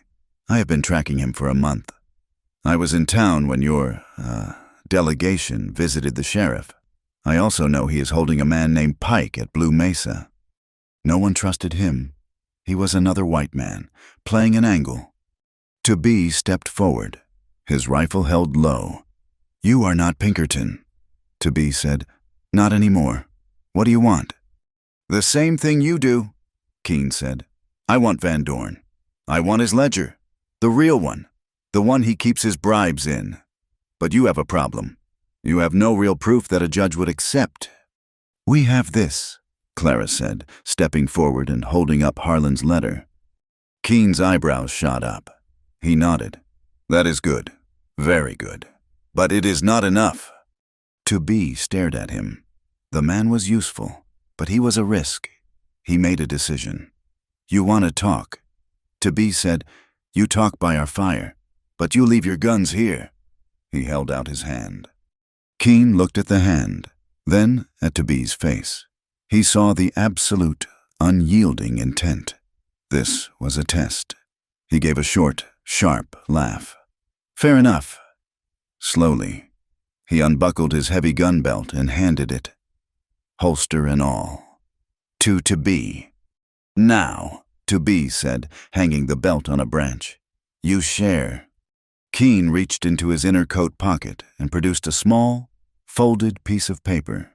It was a telegraph. "Flimsy. This arrived an hour ago. It is in code, but I know the code. It is from the territorial judge. It confirms his arrival at dawn, and confirms a payment of $10,000 will be transferred to his account by noon, upon his signature legalizing the Blue Mesa Dam." They had it all. The kidnapping, the illegal dam, the bribery. "They will sign at the dam site," Keene said. "Van Dorn likes the theater of it." "Then we have until dawn," Toby said, his voice low and cold. He looked at Miguel, at Mei Ling, at Clara, and finally at the new, unwelcome ally. "Keene, we do not wait for the sheriff. We ride now. We bring Pike out, and we take the ledger. Tonight." The sky to the east was not black, but a deep, bruised purple, the color of a fresh wound. The air was thin and cold, and it carried the smell of pine and the acrid tang of 30 distant campfires. Blue Mesa was a dark, flat shadow against the coming light. 2B knelt beside Jonas Keene in the shelter of a sandstone hoodoo. Below them, the camp was stirring. Men coughed. Shadows moved between the tents. The dam, a raw skeleton of new wood, was a dark gash against the rock face where the spring emerged. "Miguel is in position," Toby said, his voice a low whisper. He had watched the vaquero slip away 20 minutes earlier, a ghost moving toward the horse corral on the far side of the camp. "Mei Ling, Clara, you stay here. You watch the trail," If we are not back by the time the sun clears that ridge, you take the evidence we have and you ride for the sheriff. Do not wait." Clara nodded, her heart a cold stone in her chest. She held the bone whistle Toby had given her. It was carved from the wing bone of an eagle. He had taught her a simple 2-note signal, one short, one long, danger, one long, one short. All clear. She was the lookout. She was not a burden. Keen checked the chambers of his revolver. His movements economical and precise. "The drainage ditch is our way in. It's 30 yards from Pike's tent. The guard patrols are lazy. They walk the main paths. They do not expect anyone to come up from the dirt." 2B gave a single nod. He looked at Clara. His eyes held hers for just a second. He did not say, "Be safe." He did not say, "Do not worry." He simply looked at her. A look of acknowledgement. He was trusting her to do her job. That trust was more solid, more comforting than any words of reassurance. Then he and Keen were gone. They did not run. They dropped into the shadow of the ridge and vanished, moving toward the shallow drainage ditch that snaked its way toward the center of the camp. Clara held her breath, her eyes straining in the dim light. Mei Ling sat beside her, perfectly still, a rifle resting across her lap. From the far side of the camp, a sound suddenly broke the morning quiet. It was a man's voice, shouting in panic. "Fire! The hay is on fire! The horses!" A sheet of orange flame suddenly lit the pre-dawn darkness. Miguel. He had lit one of the smoke bundles and thrown it into the dry hayrick by the corral. Men shouted. Guards ran from their posts, all of them converging on the perceived threat to their horses. The entire camp was drawn to the diversion. "Now," Keen whispered, far below. He and Toby rose from the ditch, covered in mud and alkali. They moved low and fast, two dark shapes against the dark ground. The tent with Pike's hat was directly in front of them. The guard, who had been standing there all night, was gone, pulled away by the fire. 2B slit the back of the tent with his knife, a long, silent cut from top to bottom. He slipped inside, Keen right behind him. The inside was rank, smelling of sweat, fear, and unwashed bodies. A man was chained to a heavy iron cot. His face was a mass of bruises, his gray hair matted with dried blood. But his eyes, when they snapped open, were sharp and lucid. It was Ezekiel Pike. "Who?" Pike whispered, his voice a dry rasp. "Quiet," Keen hissed, already working on the chain's padlock with a set of thin metal picks. "We're getting you out." "Clara," Pike whispered, his eyes finding Toby in the gloom. "The woman, is she—" "She is safe," Toby said. He was cutting the ropes that bound Pike's feet. "She is with us." Pike let out a long, ragged breath of relief. The padlock clicked. Keen pulled the chain free. "The ledger," Toby said, his voice urgent. "The Book of Water Rights. Where is it?" "They took it," Pike rasped, struggling to sit up. Toby handed him a canteen. Pike drank, the water spilling down his chin. "Thank you. They took it. But Harlan, the lawyer, he was here. He was angry. He said the book was old, that a judge might question it." "So they left it," Keen said, his voice sharp with disappointment. "No," Pike said. He looked at Toby. "There is another book, Van Dorn's own ledger, the one he keeps his payments in, his bribes, his land grabs. It has my name in it. It has the names of a dozen other men he's ruined. It's the real proof." "Where?" Toby asked. "In his office. It's not a tent." Pike's voice was stronger now. "It's a railroad car, a fancy office car. They parked it on a temporary siding down by the dam site. It's where the judge is coming. Van Dorn keeps it in a safe, a big black Victor safe." A railroad car? A safe. The mission had just changed. It had just become 10 times harder. "We go," Toby said, pulling Pike to his feet. The man was weak and leaned heavily on the Navajo. "We get you out first." They slipped back out of the tent. The camp was still in chaos. The fire at the corral now raging, casting wild, flickering shadows. Miguel had done his job well. They were halfway back to the drainage ditch when a man rounded the corner of a tent. He was not a guard. He was a disheveled man in long underwear, holding a bucket. He stopped, his mouth dropping open, seeing the two men supporting a third. Keen raised his pistol to club the man, but the man was not looking at Keen or at Pike. He was staring at To Be. His face, slack with sleep, suddenly hardened with recognition. "I know you," the man slurred. "I know you. You're B, the scout, the one who led the 4th Cavalry at Canyon de Chelly. You're the breed who sold out his own." The words hit To Be like a physical blow. B, the name the soldiers had used, the name he had tried to bury. The world dissolved. He was not on Blue Mesa. He was in the snow, the blood steaming on the white ground. He heard the shots. He heard Hosteen screaming his name. He saw the burning hogans, the dead sheep. He saw the soldier who had laughed and called him a good dog. His hands went numb. His legs froze. The sound in his ears was a high, terrible ringing. He could not breathe. He was a traitor. He was a murderer. "To Be," Keen hissed, shaking his arm. "Move Snap out of it." The man with the bucket was raising his voice to shout an alarm. From the ridge above, Clara saw it all. She saw the man appear. She saw To Be freeze, as if turned to stone. She saw Keen trying to pull him, and the man with the bucket opening his mouth to yell. She knew, with a certainty that defied logic, what had happened. He was gone. Her hand, cold and shaking, went to the bone whistle at her neck. She did not think. She acted. She lifted it to her lips and blew. One short note, one long danger. The sound was thin and piercing, a hawk's cry in the chaos. It cut through the shouts of the fire. It cut through the roaring into Bee's head. He blinked. The snow and the blood vanished. He was in the mud. He was on Blue Mesa. Keen was pulling him.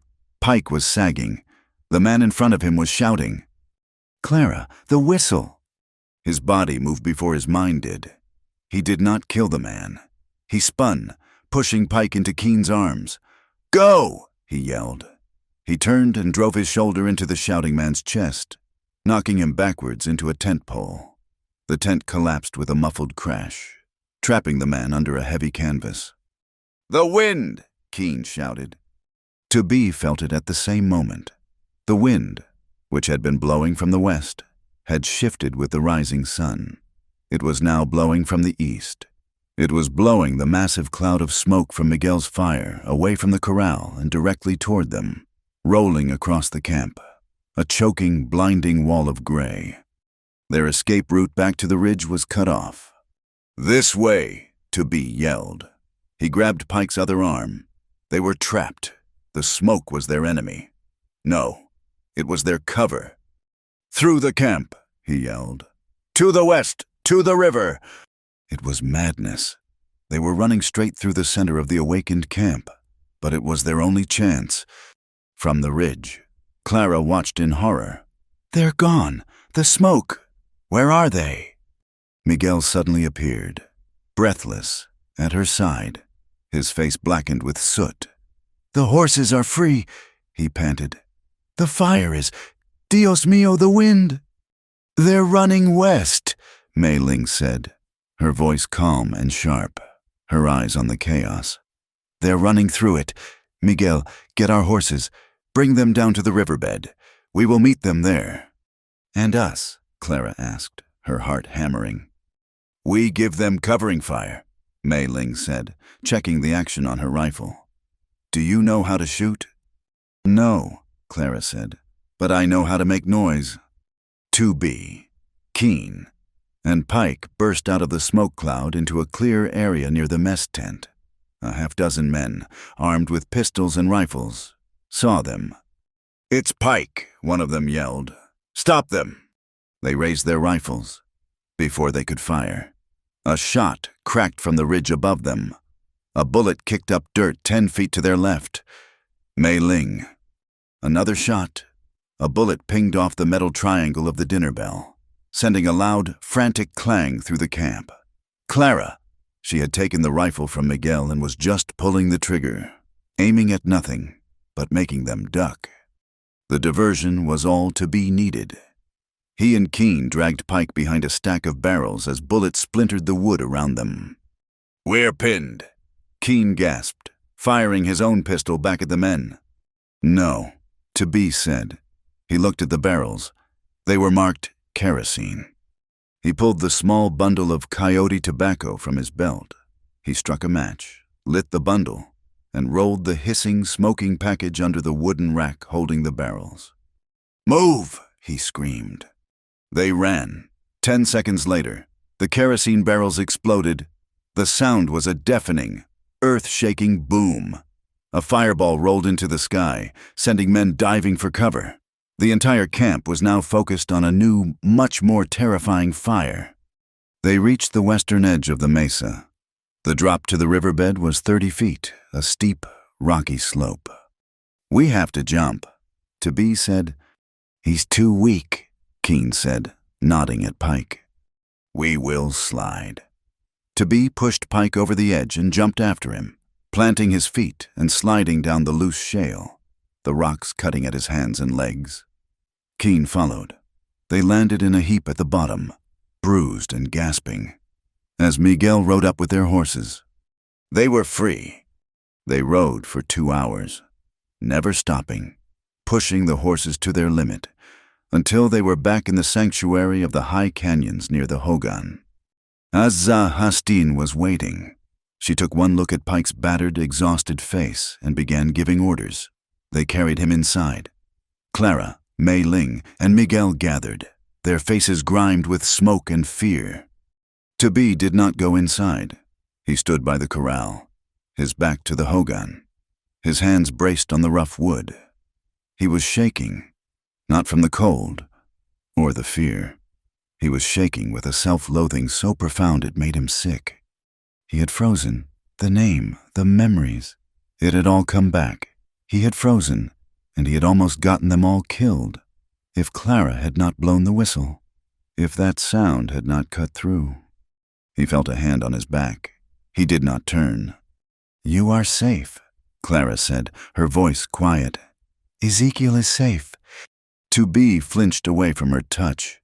He could not look at her. He could not accept her comfort. "Do not," he said, his voice a low, strangled sound. "I failed. I stopped. I am what that man said, a knife with 2 edges. I cut my own people, and I cut for the soldiers. I am no good." Clara stood there, her heart breaking. She did not understand what had happened, but she saw the shame that was radiating from him, a palpable, cold fire. Inside the Hogan, Azza Hastin was cleaning Pike's wounds. The man was tough. He was sipping hot broth. "They wanted me to sign," he said, his voice stronger. "Sign over the spring. I told them I would die first." He looked up, his bruised eyes finding Clara. I could not sell. I had made a promise. To you, Miss Whitcomb, I sent you a contract. I promised you a partnership. I could not break my word." Clara knelt beside him.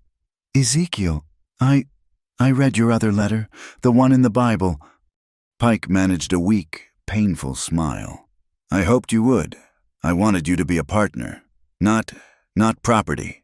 This is a hard place. It needs partners." "I know," Clara whispered, her own honesty surfacing. I did not come just for marriage.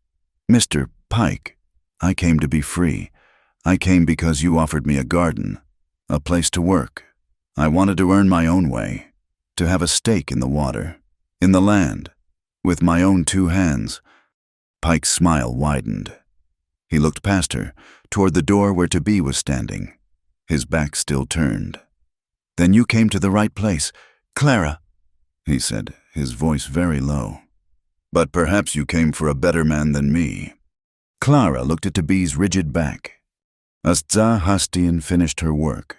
She walked outside and stood next to her grandson. He did not move. "You carry a fire," she said to him, her voice quiet.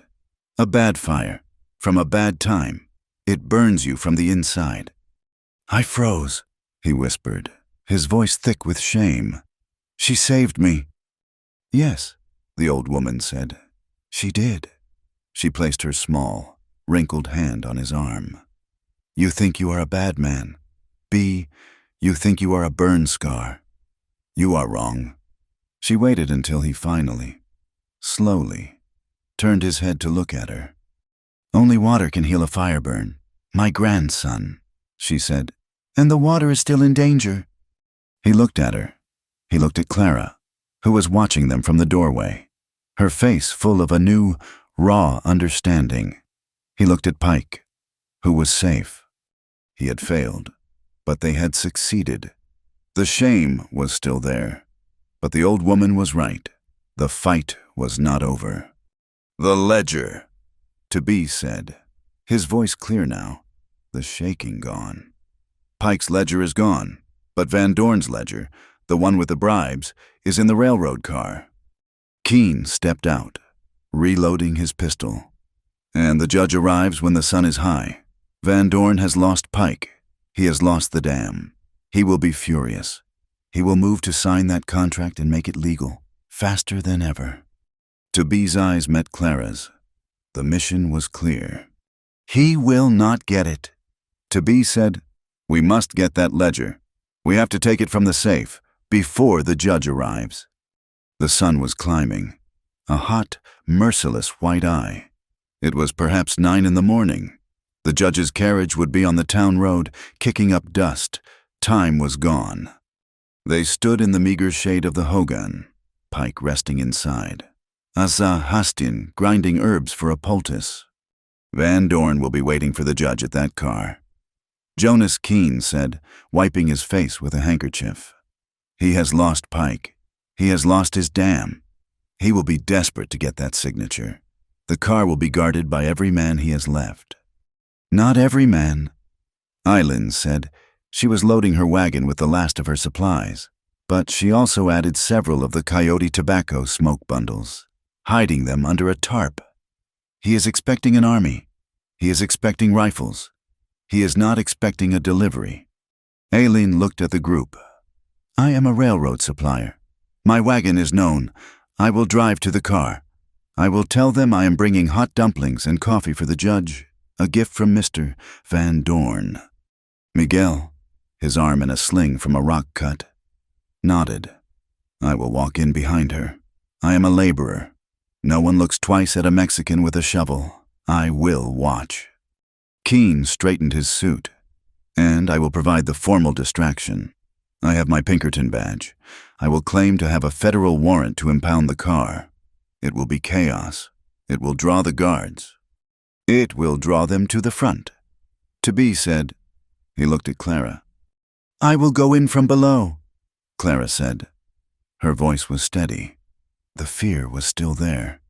A cold knot. But it was no longer in charge. It is a railroad car. It must have a maintenance hatch, a way to service the chassis. And the safe, Keene asked, his voice skeptical. It is a Victor, top of the line. You will need dynamite. Clara touched the small wooden box, now tied securely at her waist. My father was a locksmith in Maine, she said, her voice quiet. He taught my mother. She kept his tools and his notes in her journal. She unpinned her hair, letting the heavy brown mass fall, and from the tight bun she pulled 2 long, slender pieces of shaped steel. He taught her how to listen. She taught me. To be met her eyes. He had seen her blow the whistle. He had felt her presence on the ridge. He gave a single, sharp nod. Eileen creates the diversion. Keene pulls the guards. Miguel watches the back. Clara, you go for the ledger. I will be the way out.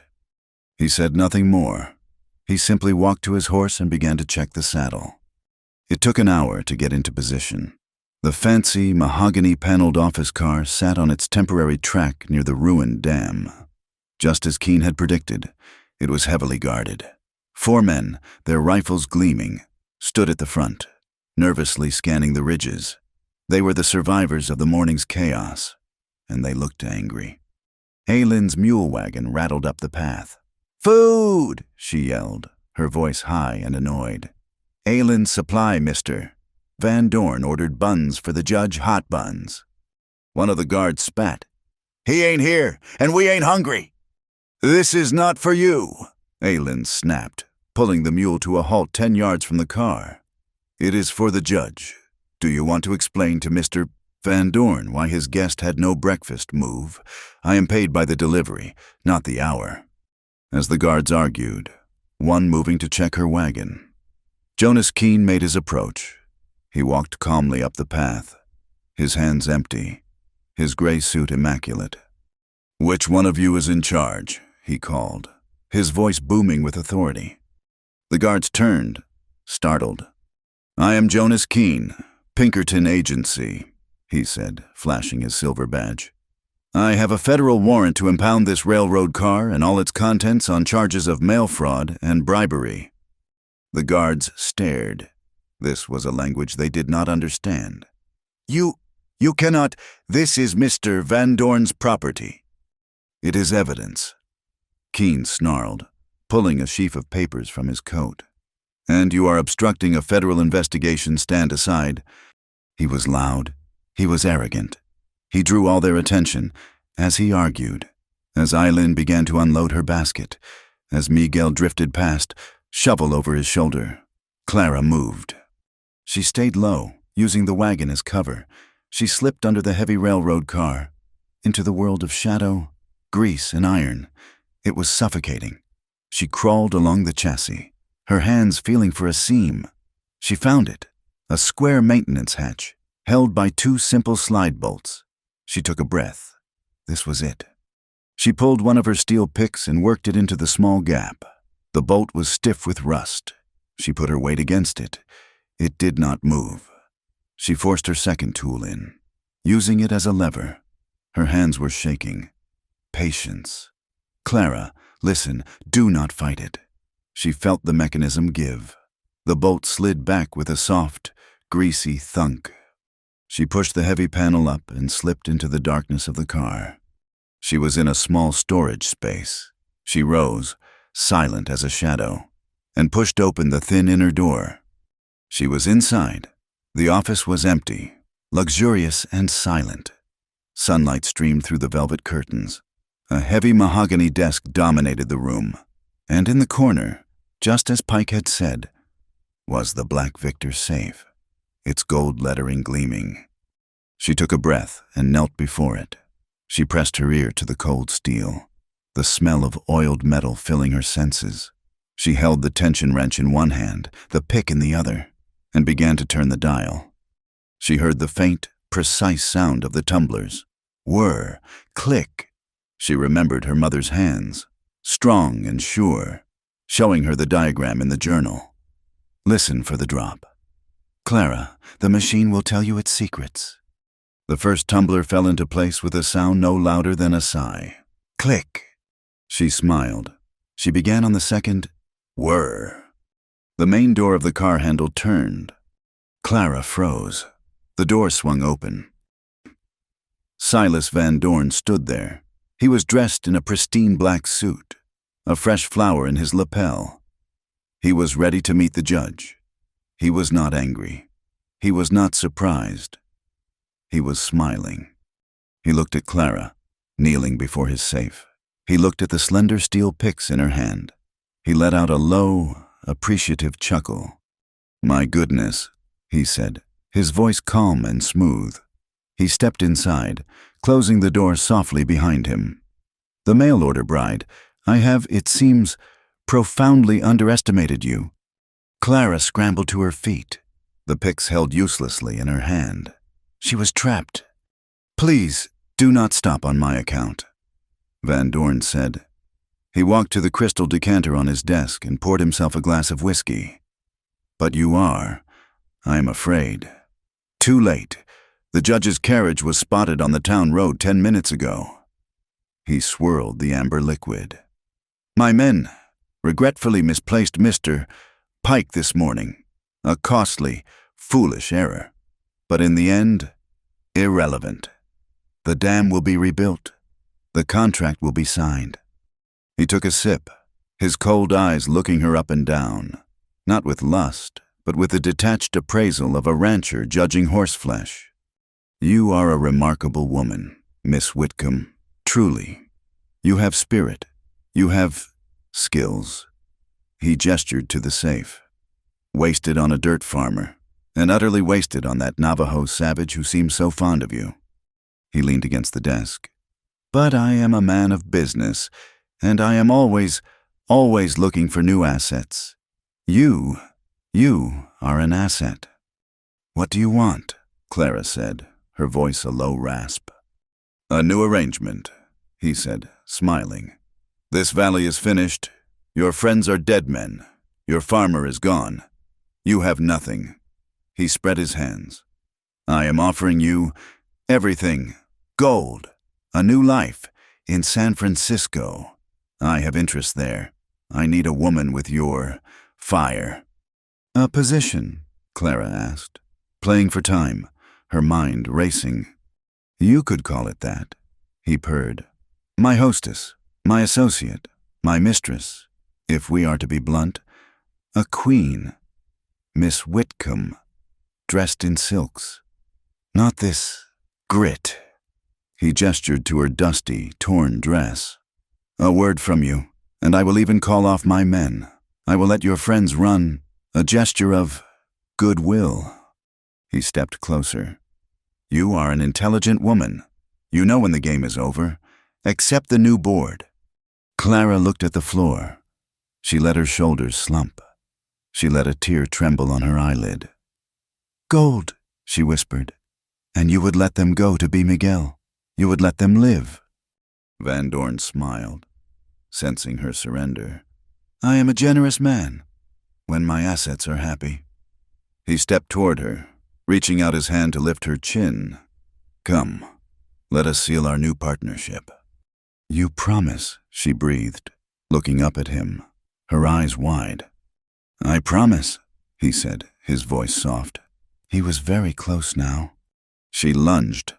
She did not slap him. She did not scream. She threw her arms around his neck, as if in a desperate, passionate embrace. He was startled, then chuckled, his arms moving to circle her waist. Yes, my dear, that is... Aylin sends her regards, Clara whispered directly in his ear. With one hand, she ripped a small cloth pouch that had been hidden in her hair. With the other, she cupped the back of his head, pulling his face tight to hers. She ground the open pouch, filled with pure, powdered desert chili pepper, directly into his wide, smiling eyes. Van Dorn's scream was not human. It was a high, agonized shriek of pure, white-hot agony. He stumbled back, releasing her, clawing at his face. My eyes, God, my eyes, which guards guards? He was completely blind, staggering around the office, smashing into the desk. Clara did not look back. The safe was still locked, but Van Dorn, in his arrogance, had left the true prize out. Sitting on the desk, weighted down by the whiskey decanter, ready for the judge's signature, was the heavy, leather-bound ledger, Van Dorn's personal bribe book. She grabbed it. The door burst open. Keen stood there, his gun drawn. Clara, the guards! He saw Van Dorn screaming, clawing his own face. He saw the ledger in her hand. He grinned. Get out now! The guards were running, alerted by the scream. Clara did not run for the front door. She ran to the side door of the car, the one used for baggage, threw the bolt, and leaped. She landed hard on the red sand, rolling, the heavy book clutched to her chest. There she is, the woman, a guard yelled. Get her! She has the book! Bullets kicked up dust around her. She scrambled to her feet and ran, pumping her arms, her lungs on fire. She ran for the only cover she knew, the canyons. A horse thundered over the ridge to her left. It was to be. He was riding like the wind, but he was not riding to her. He was riding past her, on a parallel course. Clara! He yelled. He did not slow down. In one fluid motion, He vaulted from the saddle, landing in a dead run, his rifle in his hand. The horse, trained, kept running. "Take the horse ride, the Slot Canyon go." He had given her his mount. He was on foot, already disappearing into the rocks, taking a different path. Clara did not hesitate. She grabbed the trailing reins of the magnificent horse, jammed her foot in the stirrup, and pulled herself up. She kicked the horse hard, just as she had seen him do. The animal leaped forward. 4 gunmen on horseback burst from behind the railroad car, led by the furious foreman. They saw her. They saw the book. They fired. Clara bent low, clinging to the horse's neck, the wind screaming in her ears. She was riding for a narrow, dark crack in the canyon wall 200 yards ahead, the Slot Canyon. She plunged into the shadow, the horse's hooves echoing in the tight space. The walls were sheer, 100 feet high, and barely 12 feet apart. She was trapped. The gunmen thundered in behind her. "Got her now! Boys, she's nowhere to go!" Clara heard it then. A low rumble. It was not the sound of horses. It was the sound of thunder. But the sky above the slit of the canyon was a perfect, cloudless blue. It was the sound of the flash flood, the runoff, the water from the high country, delayed, channeled, finally arriving. "What is that?" one of the gunmen yelled. A wall of brown, churning water, 6 feet high, appeared at the mouth of the canyon. It was moving faster than a running horse. To be had known. He had read the high country. He had read the weather. He had not sent her to a trap. He had sent her to the only escape. Clara saw it. A narrow, terrifying game trail cut into the canyon wall to her right. She spurred the horse, screaming, forcing it up the slick rock. The animal scrambled, finding purchase, pulling itself up the ledge. The flood hit the canyon floor. The gunmen had no time. The water struck their horses. A furious, muddy wave. The men screamed. They were swept from their saddles, their bodies smashed against the sandstone walls, their horses tumbling. The pursuit was over. Clara was safe, 20 feet up, on a narrow ledge. She was shaking, gasping for breath. She looked across the canyon, on the opposite rim. Toby and Miguel stood, looking down. They had run the ridges, the Navajo shortcut. They were safe. Then the ground, saturated by the sudden rush of water, gave way. The ledge Miguel was standing on crumbled. He shouted, his arms windmilling, and he fell. To be dove. He did not think. He dove, catching his friend's wrist in midair. He caught him, but the weight pulled him. He slid over the edge, his free hand clawing at the rock, catching in a deep crevice. He was hanging, one-handed, holding the full, limp weight of Miguel. The rock above them, loosened by the slide, gave way. A shower of stones and one large, jagged boulder crashed down.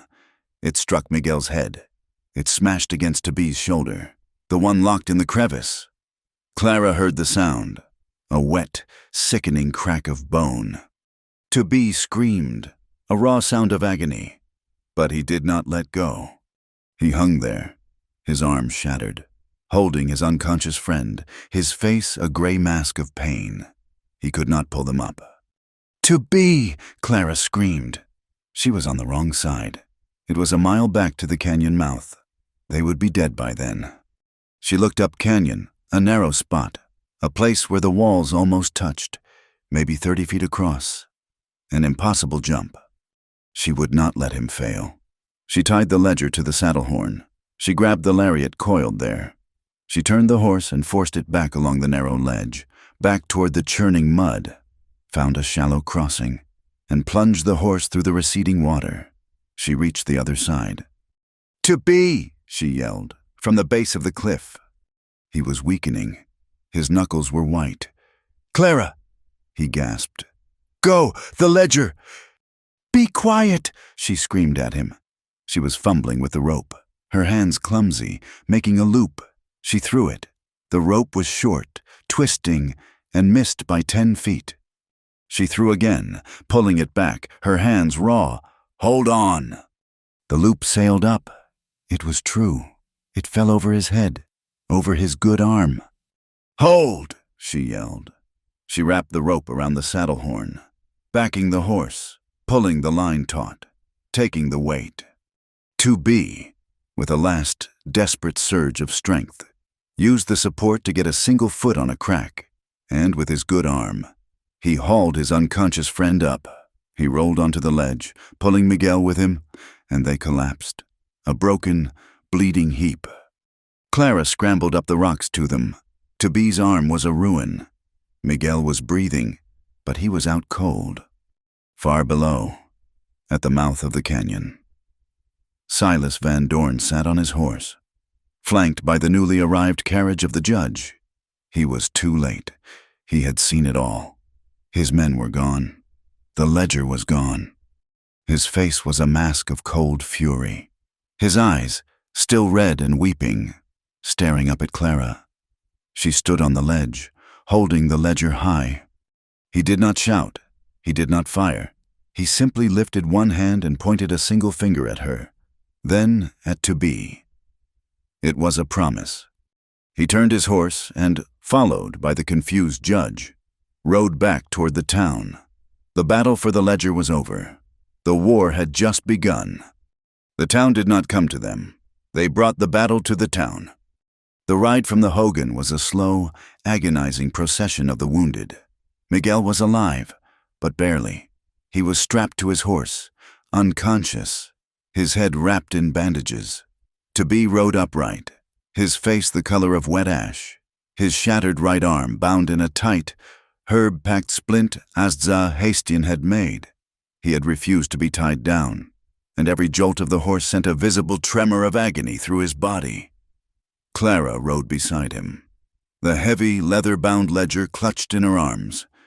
Keen, his gray suit ripped and stained, rode ahead, his face a mask of grim determination.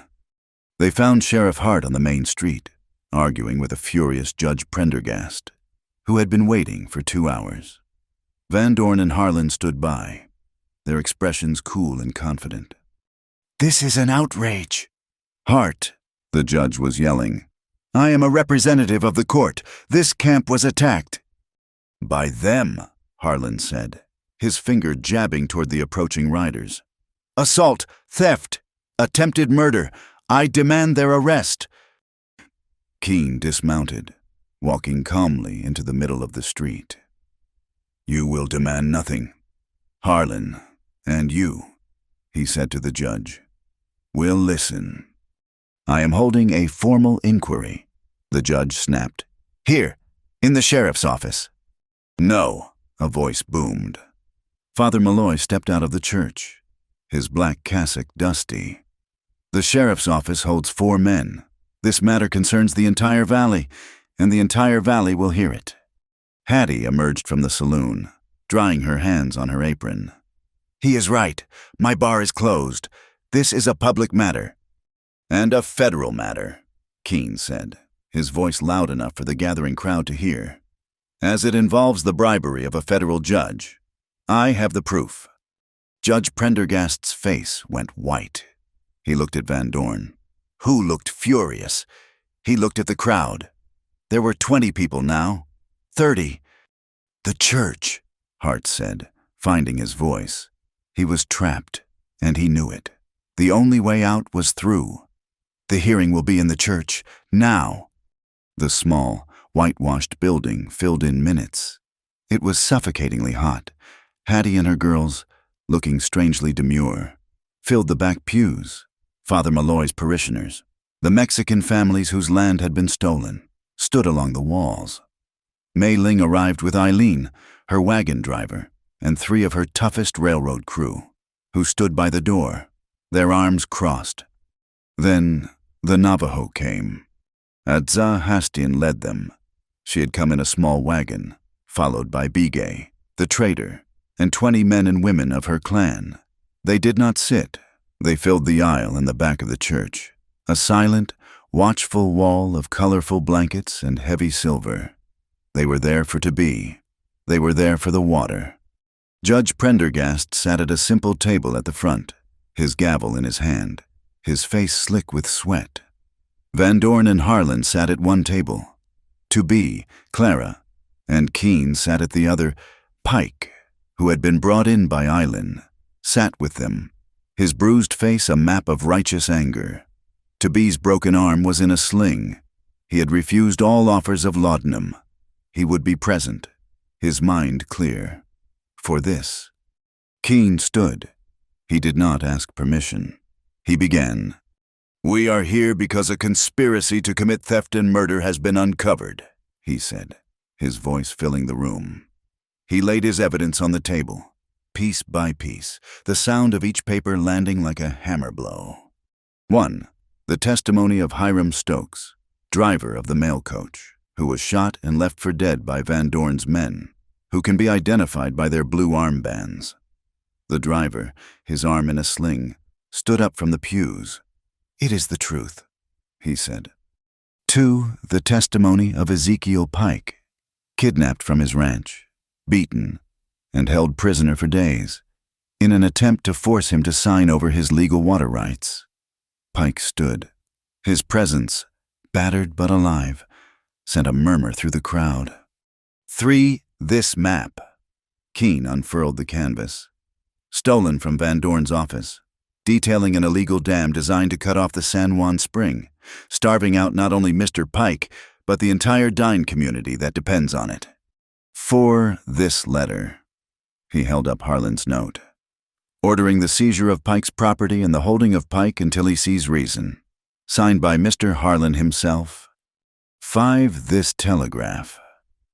He held up the flimsy, a coded message to Judge Prendergast, confirming a payment of $10,000 upon his signature legalizing the dam.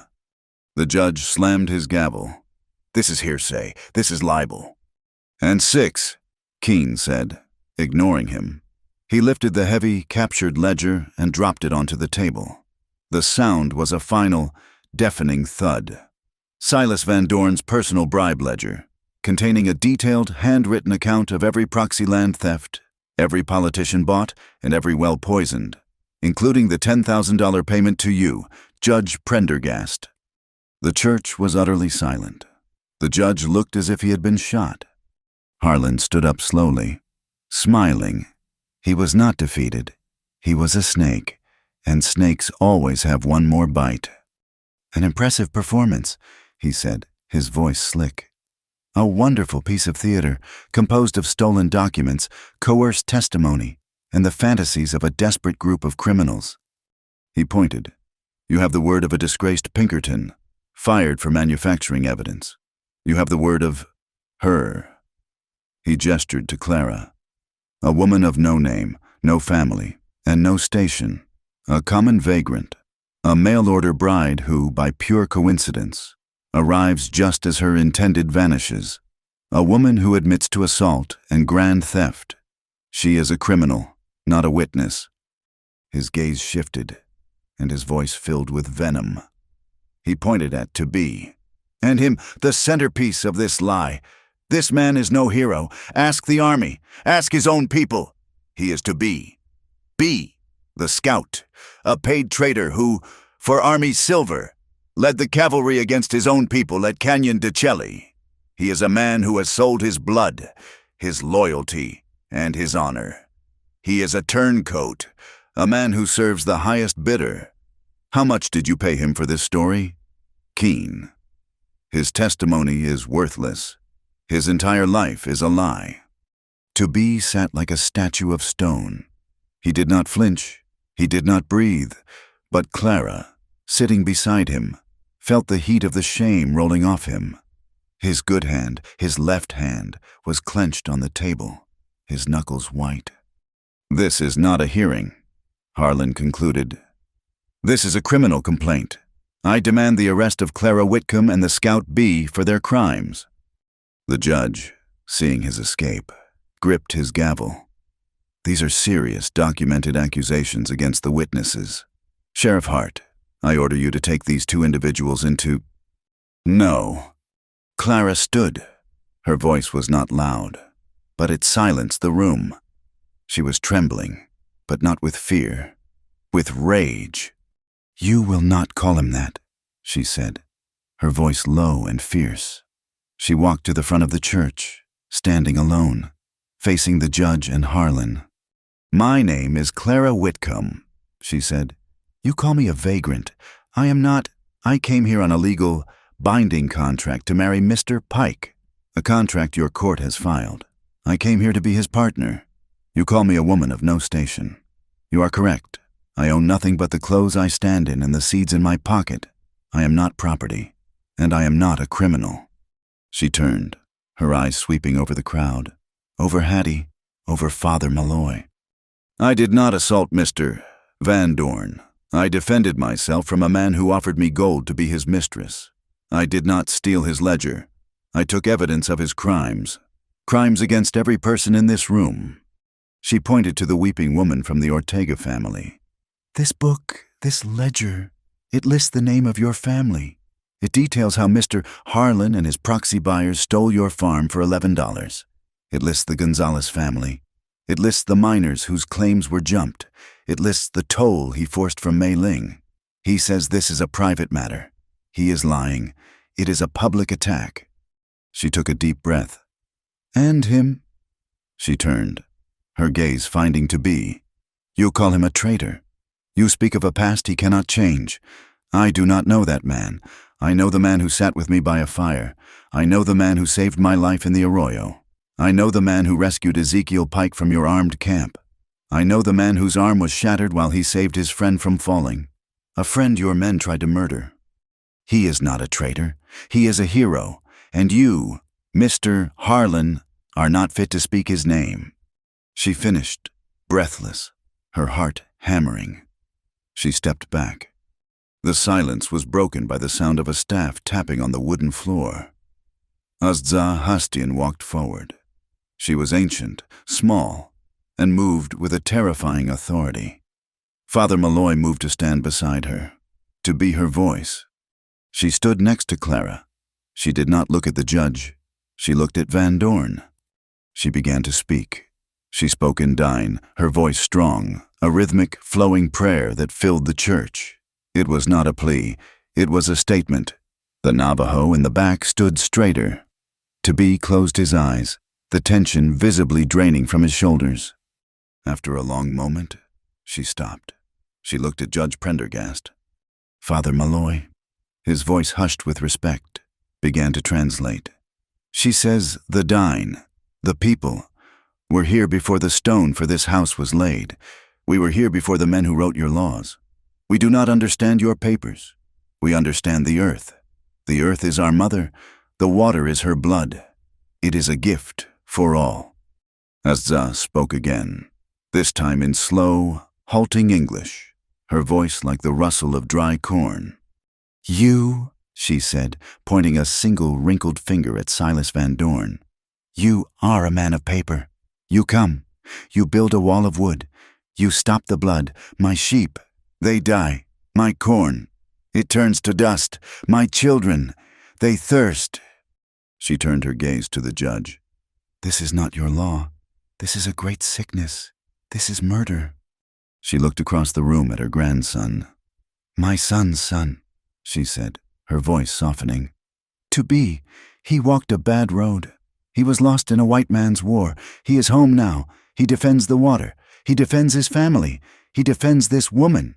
He walks in Hoso. He walks in beauty now.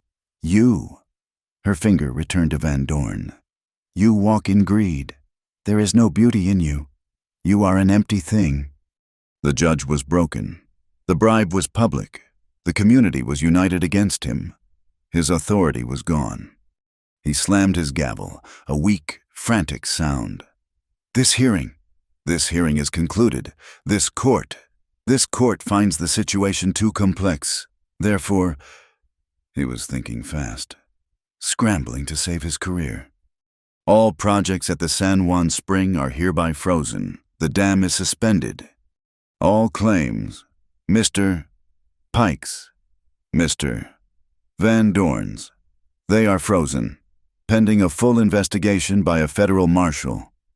I am referring this entire matter, the kidnapping, the assault, the dam, and the allegations of bribery, to the United States Attorney General. And, in the interim, the stewardship of the spring. It will be managed by a temporary public council. He looked desperately at the faces in the room. A council composed of Mr. Ezekiel Pike, Father Malloy, and Sheriff Hart. Azah Hastin spoke one final word, and me. The judge stared at her, this tiny, ancient woman. He nodded, defeated. And Azah Hastin, as representative of the dying people, this hearing is adjourned. Silas Van Dorn stood up. He was not angry. He was smiling. He adjusted the flower in his lapel. "You have won nothing," he said, his voice quiet, for the front table to hear. "You have won a delay. A federal investigation takes a year. 2, I own the railroad. I own the bank. I will wait. You will starve." He turned and walked down the aisle, the crowd parting for him. As he reached the door, he paused. The tall, thin gunman with the dead eyes, the man named Stark, was waiting for him. Van Dorn whispered in his ear. Stark nodded, his cold eyes finding Clara. Van Dorn left. Harlan and the judge scurried out behind him, but Stark did not leave. He leaned against the back wall, watching. The church erupted. People were shouting, crying, embracing. Hattie was kissing Father Malloy on the cheek. Pike was shaking Keen's hand. Clara turned, her knees weak with relief. To be was standing. He was looking at his grandmother. Azah Hastin met his gaze and, for the first time, she smiled, a look of profound, healing pride. He had come home. Clara did not think. She did not care who was watching. She ran the few steps to him and threw her arms around his neck, burying her face against his good shoulder, her body shaking with a storm of sobs. 2B went rigid, shocked by the contact. The entire room, the Navajo, the townsfolk went silent, watching. His left arm, his good arm, came up. It hesitated. Then it wrapped around her, holding her tightly, protectively. He held her, breathing in the scent of her hair, of dust and tears and chili powder. She pulled back, looking up at him, her face a mess of dirt and tears. "We won," she whispered. He looked down at her. His dark eyes were full of a raw, complex emotion she had never seen. Pain, gratitude, and something new, something deeper. He did not speak. Slowly, in front of his grandmother, in front of the entire town, he bent his head. He pressed his forehead gently, firmly, against hers. It was not a kiss, it was a prayer, a sharing of breath, a gesture of quiet, profound, and absolute connection. He closed his eyes, just for a second. Then he opened them and, over her head, he looked at Azah Hastin. The old woman watched them. Her face was calm. And then she gave a single, slow, consenting nod. The victory in the church was not an ending. It was a beginning. The judge's ruling had not given them the water. It had only given them a chance to fight for it, a pause in the war. The true work began the next day. It began with shovels. The sun was hot, but the mood was light. Father Malloy, his black cassock tied up around his waist, dug alongside Ezekiel Pike, whose arm was still in a sling but whose spirits were high. They were not just repairing Pike's ditch, they were digging a new one, a community ditch, wider and deeper, sanctioned by the new water council. It would run from the San Juan Spring, past Pike's ranch, and fork, one branch heading toward the Navajo grazing lands, the other toward the small plots of the Mexican families Father Malloy had championed. It was a statement, carved in red earth. The water was for everyone. Mei Ling, practical as ever, had organized the logistics. She drove her wagon back and forth, carrying barrels of fresh water from the river and baskets of food. Eileen, her driver, worked alongside Miguel, who was supposed to be resting but was too full of restless energy to sit still. His head was bandaged, and his laughter was loud as he showed a young Navajo boy how to brace a shovel. Laughter. That was the sound Clara noticed. After days of gunfire, whispers, and the grinding roar of the flash flood, the valley was finally filled with the sound of human laughter. Hastian sat in the shade of a juniper, overseeing it all, a queen on a throne of blankets. She was the final authority. When a question arose about where the ditch should turn, the men pike, Malloy, Bigayal stopped and walked to her. She would listen, say a few quiet words and dine, and the men would nod and return to their work. Clara was in charge of the food. Working with Hattie and the other women from the town, they built a massive fire. Soon, the air was filled with the smell of mutton stew, bubbling in a huge cast-iron pot, the sharp scent of chili, and the rich, nutty aroma of blue corn cakes sizzling on a hot, flat rock. It was a feast. They ate together, not in separate groups, but as one. The Navajo, the Mexicans, the railroad crew, the saloon girls, the priest, the rancher. They sat on the ground, on wagon beds, on piles of fresh earth, their plates full, their faces streaked with sweat and dirt. They were a community, forged by a common threat and sealed by a common victory. That evening, as the shadows grew long and purple in the canyons, Ezekiel Pike found Clara by the spring. She was washing the stew pot, her arms scrubbed to the elbows. "Clara," he said. He looked better. The bruises on his face were fading, and his eyes were clear. He held a folded piece of paper in his good hand. "Ezekiel," she smiled, "you should be resting." "I have rested enough," he said. "And I have been thinking, that contract, the marriage contract. It saved our lives in the sheriff's office. It gave you a legal standing." "I'm glad it was useful," she said, her hands still in the water. "It was more than useful," he said. He looked down at the paper. "It was a promise. And I meant to keep it. I still do. But—" He looked up, and his gaze was full of a deep, paternal kindness. "I am not the man you came for. Clara, not really. I am a lonely old man. And you are a force of nature." He smiled, a sad, gentle smile. "You opened a Victor safe with a hairpin. You rode a wild horse through a slot canyon, and you faced down Silas Van Dorn and his lawyer with nothing but the truth. You are not a wife, Clara. You are a partner, and that is what this valley needs." He held out the paper. It was not the marriage contract. It was a new document, drawn up by Keene before he left. "I am dissolving the marriage contract," he said. "It is not fair to you. It is not what you want." "Ezekiel," she began. "But," he said, holding up his hand, "I am inviting you to be a shareholder, my partner in this ranch. The Water Council has given me stewardship, but I am giving you co-management. That garden you wanted, you can have the whole lower pasture. You are, officially, a water holder in the Arizona Territory." He signed his name with a flourish. "I am inviting you to be my partner, Clara Whitcomb, not my wife." She looked at the paper, at the new, official title, Clara Whitcomb, water shareholder. She felt a lightness, a freedom that was so profound it almost made her dizzy. She was not Mrs.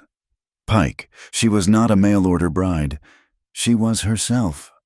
She threw her arms around the startled rancher and hugged him tight. "Thank you, Ezekiel. Thank you." "We will be good neighbors," he said, patting her back.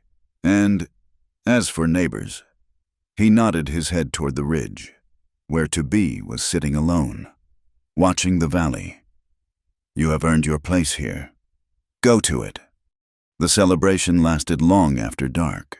Miguel had produced a guitar, and his clear tenor voice, singing old songs of love and loss from New Mexico, drifted on the night air.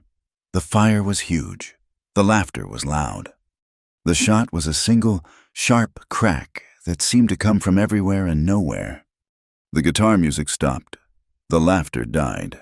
For a terrible second, everyone froze. The bullet, fired from a high-powered rifle, kicked up dust at Clara's feet. She gasped, looking down at the small crater in the dirt. She never saw To-Be move. He was sitting 30 feet away, his arm in its sling, but in the space between one heartbeat and the next, he was on his feet and lunging. He crossed the distance in 2 bounds and hit her, his good shoulder slamming into her chest, throwing her backwards, behind the solid rock wall of the spring house. A second shot zinged off the rock where she had been standing, stinging their faces with stone chips. To-Be landed on top of her, his body a solid, protective weight. He was pushing her against the wall, his good arm covering her head, his face pressed against her hair. "Stark!" someone yelled. "On the ridge by the black rocks." The camp exploded into action. The railroad crew, trained by Mei Ling, grabbed their rifles and fanned out, running low. Bigay and his men were already on their horses, circling around the base of the ridge. Stark fired twice more, but he was firing blind now, his targets gone. "Are you hit?" To-Be's voice was a low, urgent growl in her ear. "Clara, are you hit?" "No," she gasped, her voice muffled by his shirt. "No, are you—" He rolled off her, his face pale, but not from pain, from a fresh injury. The second bullet had not been clean. It had torn through the canvas sling on his broken arm, ripping a bloody groove along his bicep. It was a graze, but it was bleeding heavily. "It is nothing," he said, his teeth gritted. They heard shouting from the ridge, a single, final shot, then silence. 10 minutes later, Miguel and Keen, who had not yet left, returned. They were dragging a man between them. It was Stark. He was alive, but his leg was twisted at an unnatural angle. "He was Van Dorn's parting gift," Keen said, his voice flat. He tossed Stark to the ground at the sheriff's feet. "A last ghost, to poison the well," he confessed. Stark glared up at them, his face a mask of bitter hatred. "He left me." The gunman spat, his voice thick with pain. "Van Dorn, he left me. He gave me $500 and told me to finish the job. 1 bullet for the girl, 1 for the breed. He said the valley would fall apart without them. He said he would be back in a month." Sheriff Hart snapped handcuffs onto Stark's wrists. "He will not be back," Hart said, his voice hard, finding its authority at last. "And you are going to Prescott. You will hang." The party was over. The last ghost had been caught, but the cost was clear. They took To-Be back to the Hogan. The graze was not deep, but it was painful. And Asa Hastian was furious. She muttered in Dine as she cleaned the new wound, her hands surprisingly gentle as she stitched the torn flesh and reapplied the poultice. Clara sat on a sheepskin, watching, her hands clasped so tightly her knuckles were white. She had almost died. And he had shielded her. Again. When Asa was finished, she left them alone in the quiet of the Hogan. The fire was low. To-Be sat with his back against the earthen wall, his eyes closed, his face lined with pain. Clara moved, sitting not next to him, but across from him, by the fire. "Your grandmother is angry," she said softly. "She is a healer," he said, his eyes still closed. "She does not like to see her work undone." They sat in silence for a long time. The only sound was the breathing of the fire. "Why did you do it?" Clara asked. He opened his eyes. They were dark, full of shadows. "It is my job to protect." "It was more than that," she said. "You did not hesitate." "No," he said. He looked at the fire. "I did not hesitate this time." Clara waited. She knew he had something to say. The confession in the church had been for the public. This was for her. "The man at the camp," To-Be said, his voice low. "The one who called me B. He was right. Harlan was right." To-Be, no. "Let me speak," he said, his voice gaining a hard, bitter strength.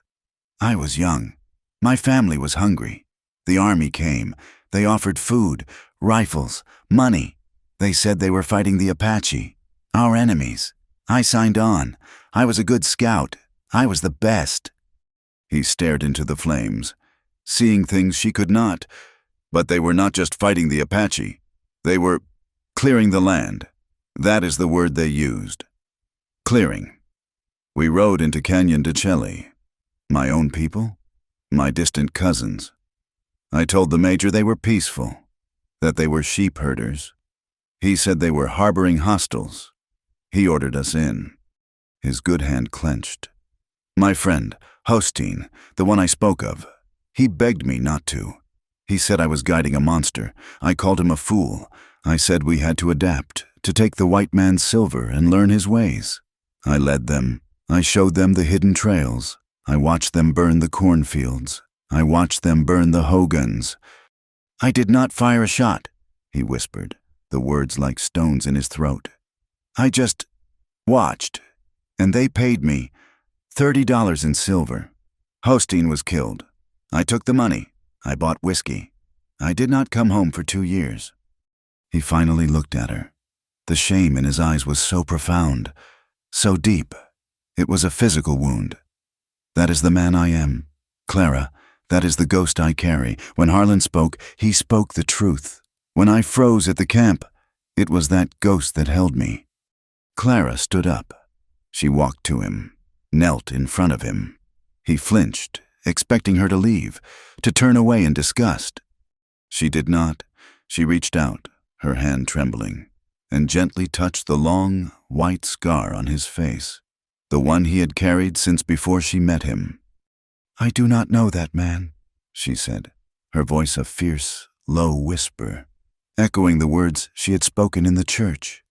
I do not know the boy who took the silver. I only know the man who faced down his own ghosts to pull his friend from a cliff. I know the man who shielded me with his own body, not once, but twice. She looked him directly in the eyes. That past is real, but it is not you. Not anymore. Her fingers were gentle on his skin. You chose. You chose to come back. You chose to protect the water. You chose to save Ezekiel. You chose to save me. You chose to do right now. That is the only man I see. He stared at her, his dark eyes searching hers, and for the first time, the ghost receded. The haunted look faded, replaced by a raw, staggering gratitude. He lifted his good hand and, slowly, he covered hers, pressing her palm against his scarred cheek. A few days later, Clara took her mother's wooden box and walked to the spring. The land was quiet. The new ditch gurgled with life-giving water. She found a patch of rich, dark earth near the bank, the place Pike had promised her. She knelt.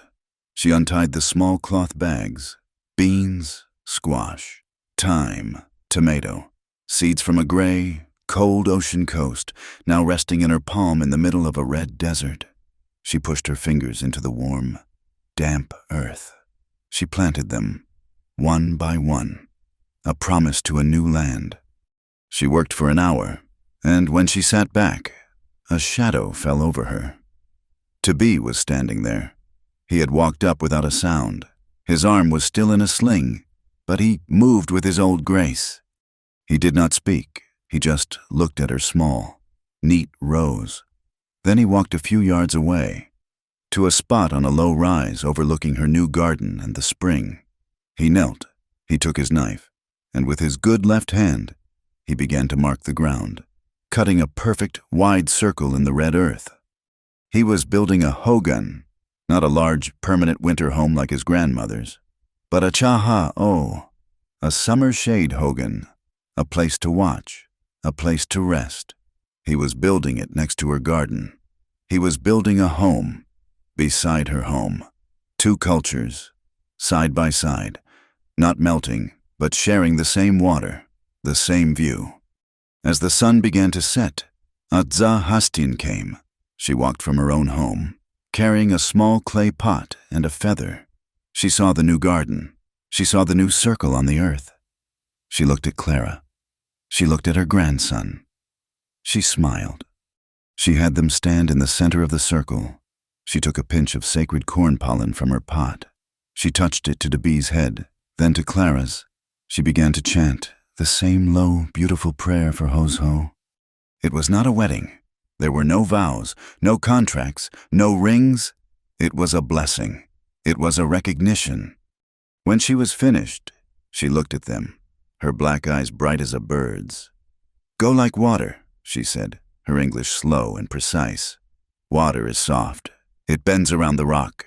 But water is strong. It breaks the stone. Be like water together." Jonas Keene left the next day. He was a man of cities, and this desert peace made him restless. He stopped by Clara's garden before he rode out. "Van Dorn will not be back," he said. "The ledger I lost in the flood. I made sure a copy got to the right hands in Washington. The railroad is displeased with him. His career is over." "And Stark?" Clara asked. "Will hang. The valley is safe." He tipped his bowler hat. He reached into his coat and handed her a small, tin-type photograph. It was a picture of a young woman with a sad smile, holding a small child. "I found this in Van Dorn's safe. It was not his. I suspect it was his wife's, long ago." Clara looked at the forgotten faces. "Why give this to me?" "Because you are a gardener." Keene said, "You plant things. Do not forget what you were all fighting. He was a man, once, too. Goodbye, Miss Whitcomb." He mounted his horse and rode east, disappearing into the heat haze. That night, Clara did not return to Pike's Ranch, or to the main Hogan. Debee had finished the frame of the new shelter, and a fire burned in the center of the circle. She sat across from him. It was the same as that first night in his grandmother's home. She was a woman. He was a man, and a fire burned between them. But this time, it was not his fire, and she was not a guest. It was their fire. The air was no longer cold and full of fear. It was warm, alive with the scent of juniper, and it held the promise of her garden. He looked at her, the firelight playing on his face, on the scar she had touched. He did not need to speak. She did not need to ask. She had slept by his fire and awoke to a new kind of love. Now, she would build a life by it. They sat in the quiet, their breaths rising together in the clear desert night. A year passed. It passed not in days or weeks, but in seasons, marked by the behavior of the water. The monsoon, when it came, was not the angry, violent fury of the year before. It was a promise kept. The rain fell for 3 straight days, a steady, soaking, life-giving gray curtain that turned the canyons dark and filled the air with the sweet, sharp smell of wet greasewood. The new community ditch, the one they had dug with their shovels and their sweat, ran full and steady. It did not rage, it gurgled. It was a silver ribbon of life, and it held. The valley floor, once red dust and dry chamisa, was tinged with a soft, impossible green. In Clara's garden by the spring, the corn stood 10 feet high, and the tomatoes, her mother's seeds from Maine, hung heavy and red on the vine, a miracle of adaptation. In the high pastures, Debee's flocks, and the flocks of his family, were fat and their wool was thick. The mornings were cold and sharp, and the high grasses were silver with dew. The land was healing. The victory in the church had held. The federal marshal, when he had finally arrived from Prescott 2 months after the hearing, was a man named Croft. He was a quiet, thorough man who did not like railroads or ambitious judges. He took one look at Van Dorn's captured ledger, read Keene's meticulous copy, listened to the testimony of 30 different people, and impounded the entire Blue Mesa operation. The territorial governor, anxious to avoid a bribery scandal that reached his own office, quickly and quietly signed the San Juan Valley Compact into law. The Temporary Water Council became a permanent, legal body. It was unlike any other in the territory. Ezekiel Pike was the chairman, his presence a guarantee of stability. Father Malloy held a seat. representing the small homesteaders. Hastin held a seat. She did not speak English in the meetings, but she would listen. And when she spoke in Dain, Bigay the trader would translate. Her words on water rotation and seasonal respect became the backbone of the compact, her mark on the paper. A simple, elegant thumbprint was recognized as equal to any signature. And Clara Whitcomb held a seat. She was the secretary.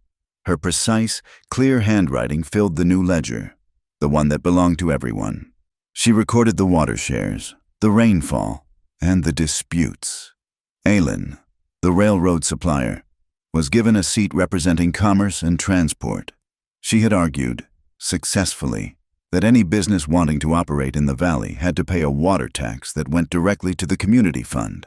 The Ortega family, representing the Mexican farms, held the final seat. The paper this time was not a weapon. It was a shield, held by everyone. News from the world beyond the mesas came slowly, drifting in on the tongues of travelers or in crumpled, month-old newspapers. Silas Van Dorn was ruined.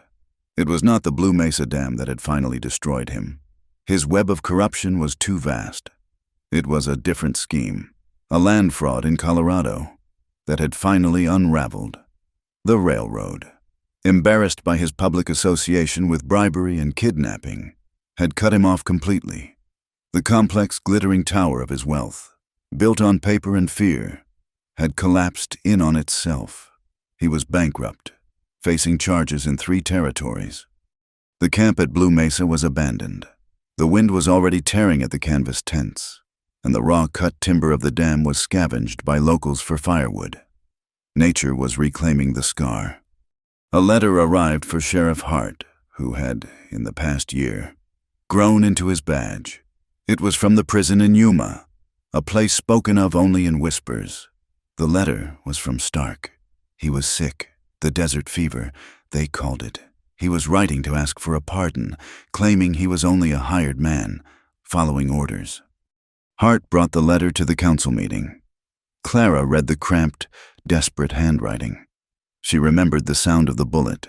She remembered his cold eyes in the back of the church. But she also remembered the bitterness in his voice when he said, "He left me." "He is a murderer," Pike said flatly. "Let him rot." "He is a man," Father Malloy said, his voice quiet.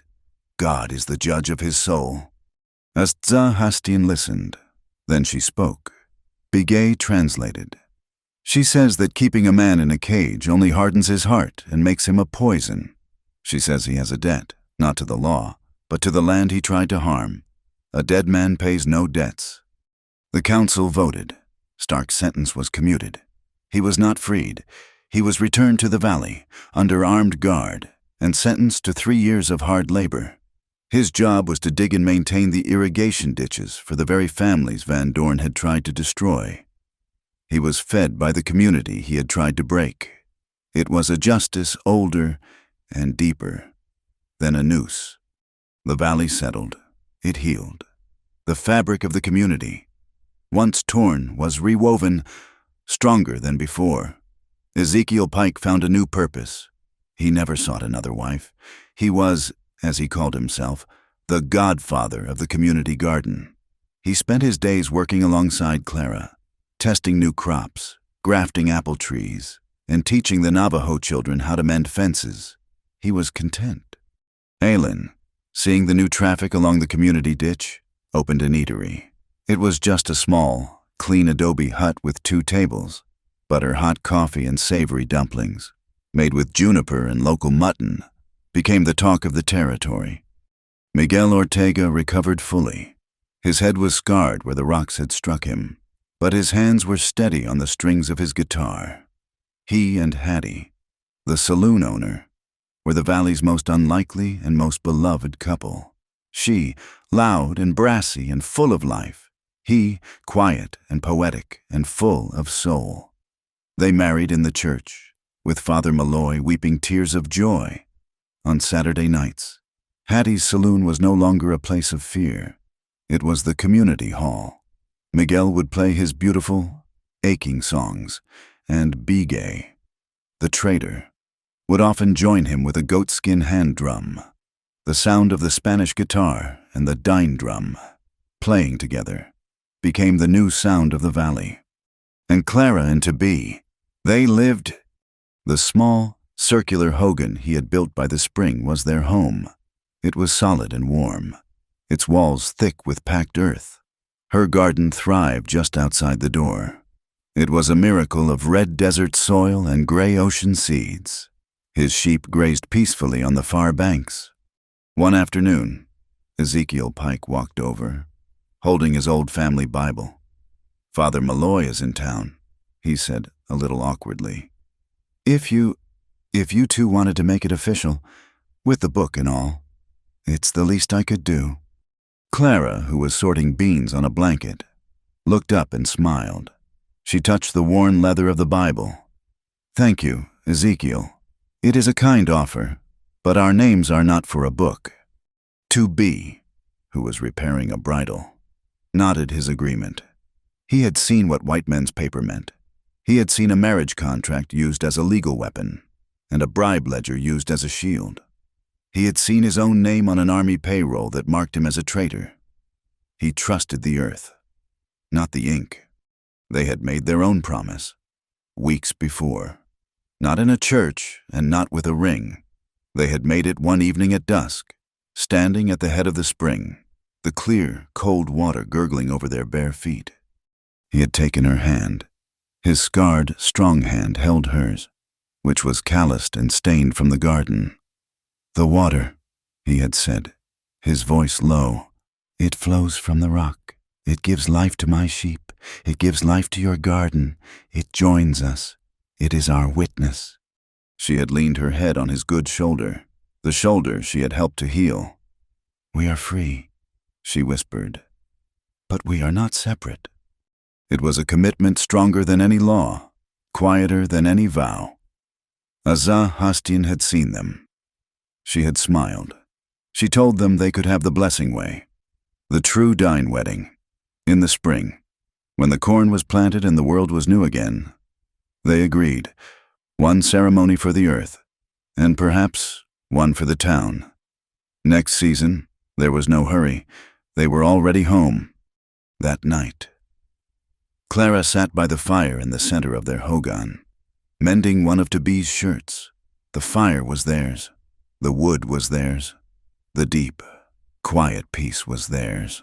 The Navajo warrior's neighbor's mail-order bride. She smiled at the memory of the title she had once feared. She was none of those things now.